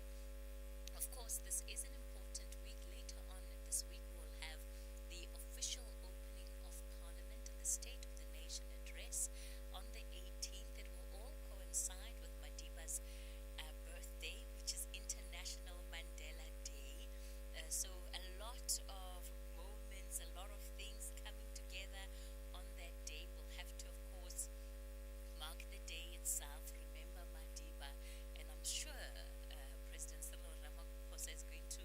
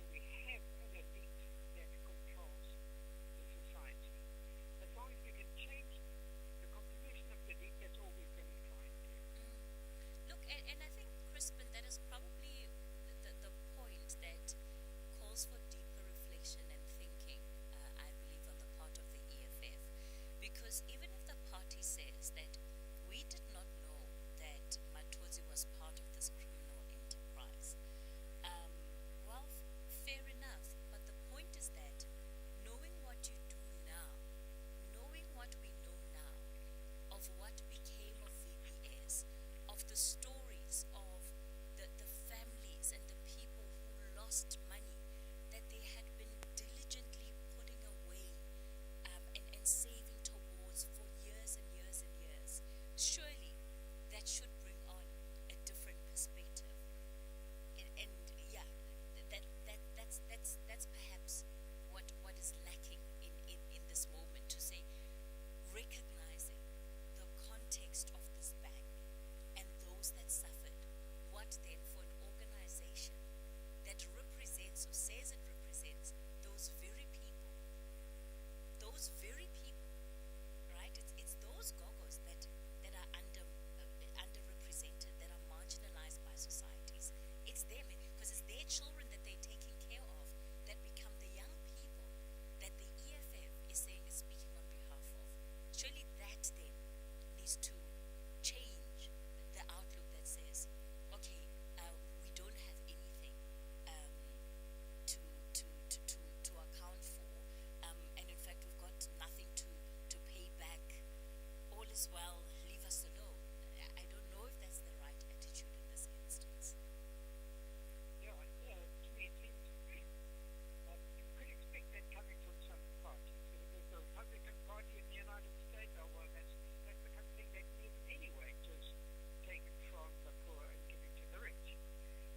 But this is meant to be a progressive party that's committed to the black poor, and it proclaims that and uses that to get support. That's what to me, this is a fundamental violation. I mean, any donation from a bank, you could question many banks on some of their practices, but very few are as openly criminal and openly kleptomaniac as VBS were. Okay, Crispin out in Durban. We're going to leave it there for this morning. I'm going to bring in your WhatsApp voice notes that will lead us into 9:30. Yes, I do see many of you that are still on the phone lines, because I don't have a lot of time to actually kick off another conversation with the caller now. So we'll take your WhatsApp voice notes and we'll continue with your calls on the other side of this. Good morning, Siskadi. This is Mbongo Sonisa Pandula. I really don't understand this Julius Malema guy. He claimed to be fighting for poor people, but yet he's stole like money from the poor people of Venda. They must return the money. People like lost their savings in that VBS, yet they are buying fleet of vehicles, luxury homes and vehicles. But now they don't want to pay back the people. Can they return the money of VBS so that people can live like a normal life and enjoy their hard-earned cash peacefully? Please, EFF must return the money of VBS, please. Good morning, Kathy, and to the listeners. It's Juan here from Paul. Kathy, you had such a beautiful intro with Johnny Clegg there, and actually made me think of my late father. He loved Johnny Clegg, and that also made me love his music. And the person that he was standing up for the minority, so-called minority in South Africa. But then you had to come and spoil it by saying we need good policing in South Africa. We don't need good policing. If we have good education, we have work, if we have opportunities for the majority of the people in South Africa, people will know how to behave. People would not have to go out and go steal, go plunder, go do drugs and all that type of stuff. So to cut funds from our education and from our health and to put it into policing it's the opposite thing that what we need, and that is what the DA promotes, and that's not what we need. Thank you.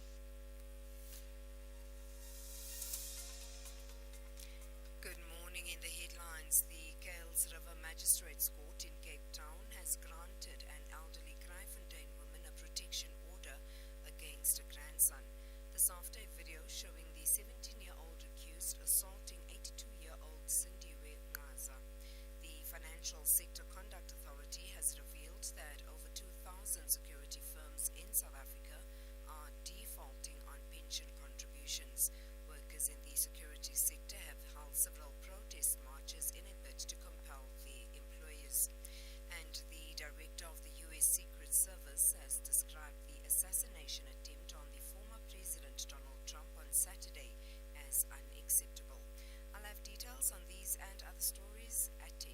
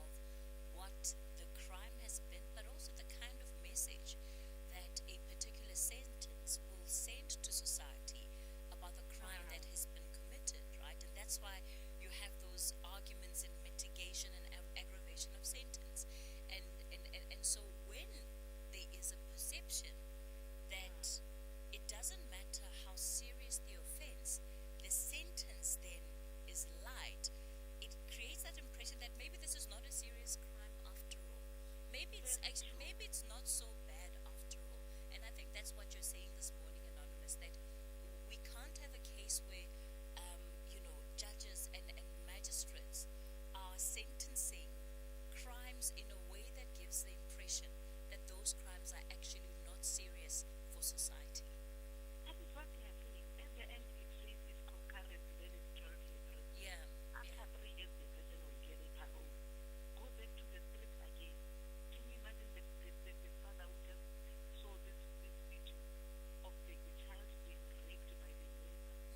So shameless. I'm begging South Africa, let's shout about this matter so that it can be revised. All right. We must not only shout when it's famous people. I also feel for the Rivers Bank family, but we assisted all of us that the sentence should be revised. This is wrong. 12 years. That is really wrong. Anonymous. I might not be a judge. It's wrong. It's totally wrong. Thank you so much. Sure. Thank you for that call, Anonymous, out in Limpopo, and that case, of course, was in the Northern Cape.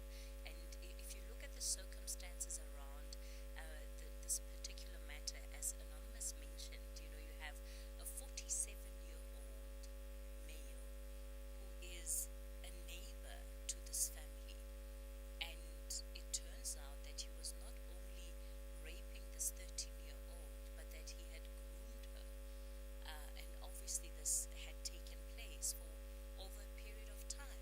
Just the circumstances around it are alarming. As a family, you think, here's somebody living right next door. Probably if this child is going next door to play with the kids next door, you don't have an issue, because this man probably treats her like he's her daughter. But this is what was happening behind closed doors. And how it all became sort of known is because her father found a recording on this 13-year-old's phone, a video of this man raping this 13-year-old, as you heard from Anonymous. So the story is just, it's the kind that it's infuriating, to say the least.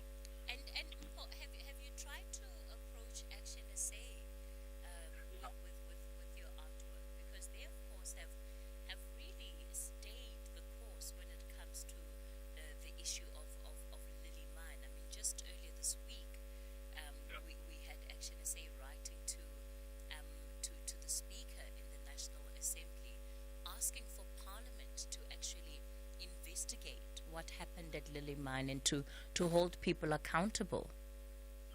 Yeah, Kate, is that you speak as if you know what happened in my imagination yesterday.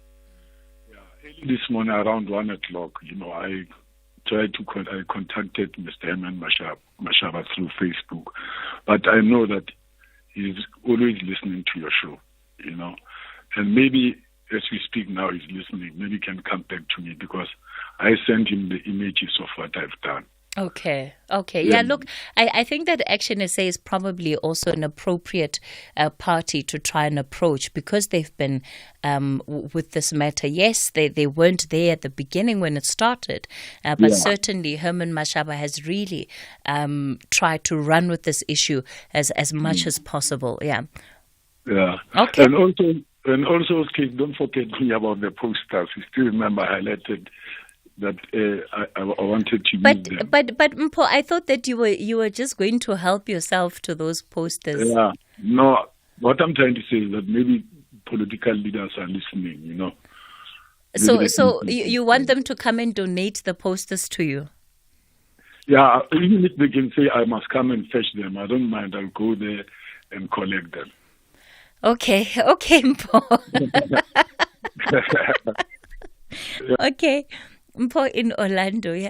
The things that you guys ask us to do, hey?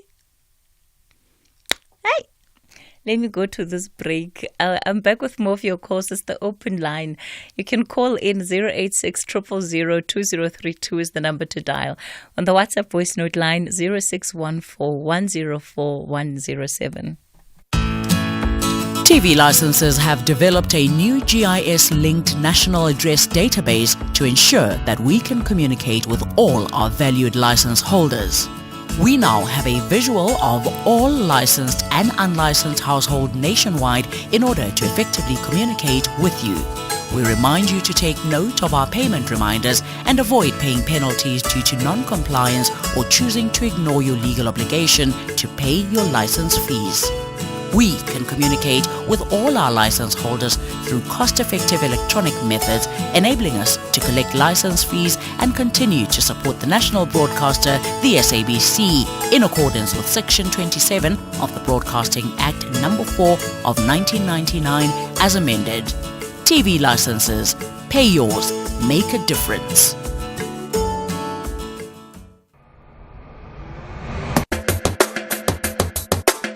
SAFM, leading the conversation. We continue the conversation on the talking point. Let me go to the Eastern Cape. Anonymous, good morning. Good morning, Kathy. Good morning. Yes, sir. Kathy, I want to speak about the corruption within the police services. Okay. I heard the minister saying on national TV that he is going to clean up. I agree. Minister Mtunu was a great leader in his previous portfolio. He did what was asked for him. But I want to suggest and urge him to get rid of the present generals in the police services. Let me tell you what has happened in the last few months. I was involved with a lot of things and I highlighted these grievances and complaints against these generals. General Zulu, General Chauke, General Governor, Brigadier Tala, and so forth. These people think that they own the South African police services. Now, the code of conduct of the police services is to commit itself to creating a safe and secure environment for all people in South Africa.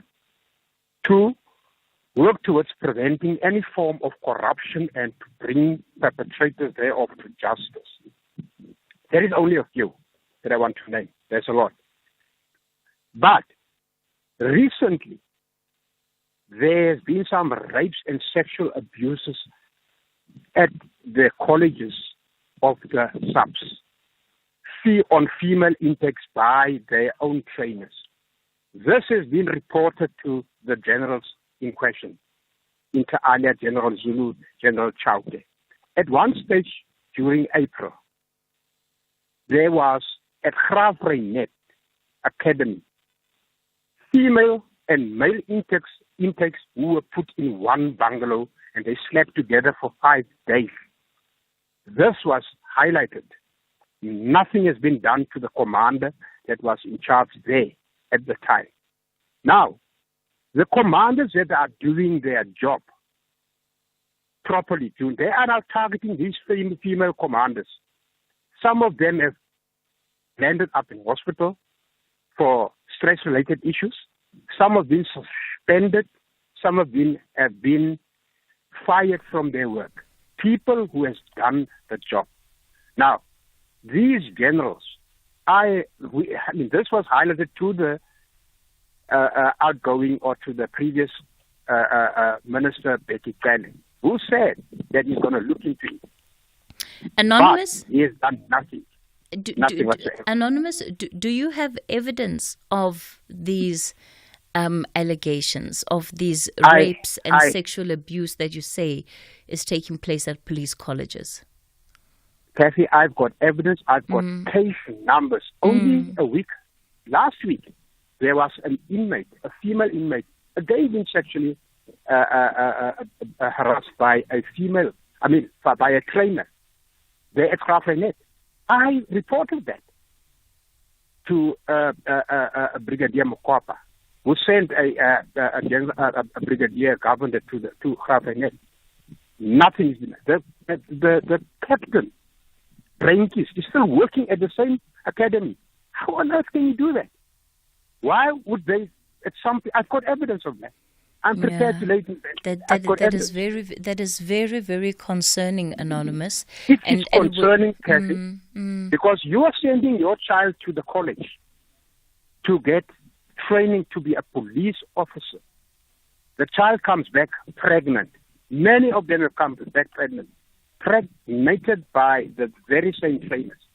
The commanders who had done the job, there was one commander there at Graaff-Reinet who did such a beautiful job of passing our parade. Even the president was there on that stage. She's now been victimized and being hammered. Why did she use those facilities? It was the first of its kind that was done at Graaff-Reinet. But why did they do it? Because they don't like her. Anonymous, let me do this. I need to put you back through to Lebo so that you guys can have a deeper conversation, and we'll find a way for you to share this information with us so that we are able to follow up. But it is, these are very, very concerning allegations. You cannot have a situation where you have rape, you have sexual abuse, as Anonymous is claiming, taking place at police training colleges, and those that are in charge do nothing about it too. You know, that they protect the perpetrators of this kind of behavior. So we'll look deeper into what Anonymous is saying. Billy Masha in Skukune. Good morning, Billy. Good morning, Billy. Yes, let me talk about the National Development Plan. In line with the IDPs of the municipalities, several chapters of this plan talks to the economic development, specifically chapter 3, 4, 5, and 6. However, when we come to the planning of the local municipalities and the district, nothing speaks to that. There's the so-called local economic development and the infrastructure development of the municipalities. However, when you go and assess in line with the NDP, the two does not go hand in glove. Let me give an example. Here in rural communities, when a municipality develops a borehole or a tar road or a high mast light, or any other thing related to economic development and security of our people and service delivery, is centered around the traditional council. Now, in the NDP, it talks about every community having a clinic, a school, a police station, or a library, and there are no roads going to that, let alone the high mask, let alone water and sanitation. So I'm trying to check with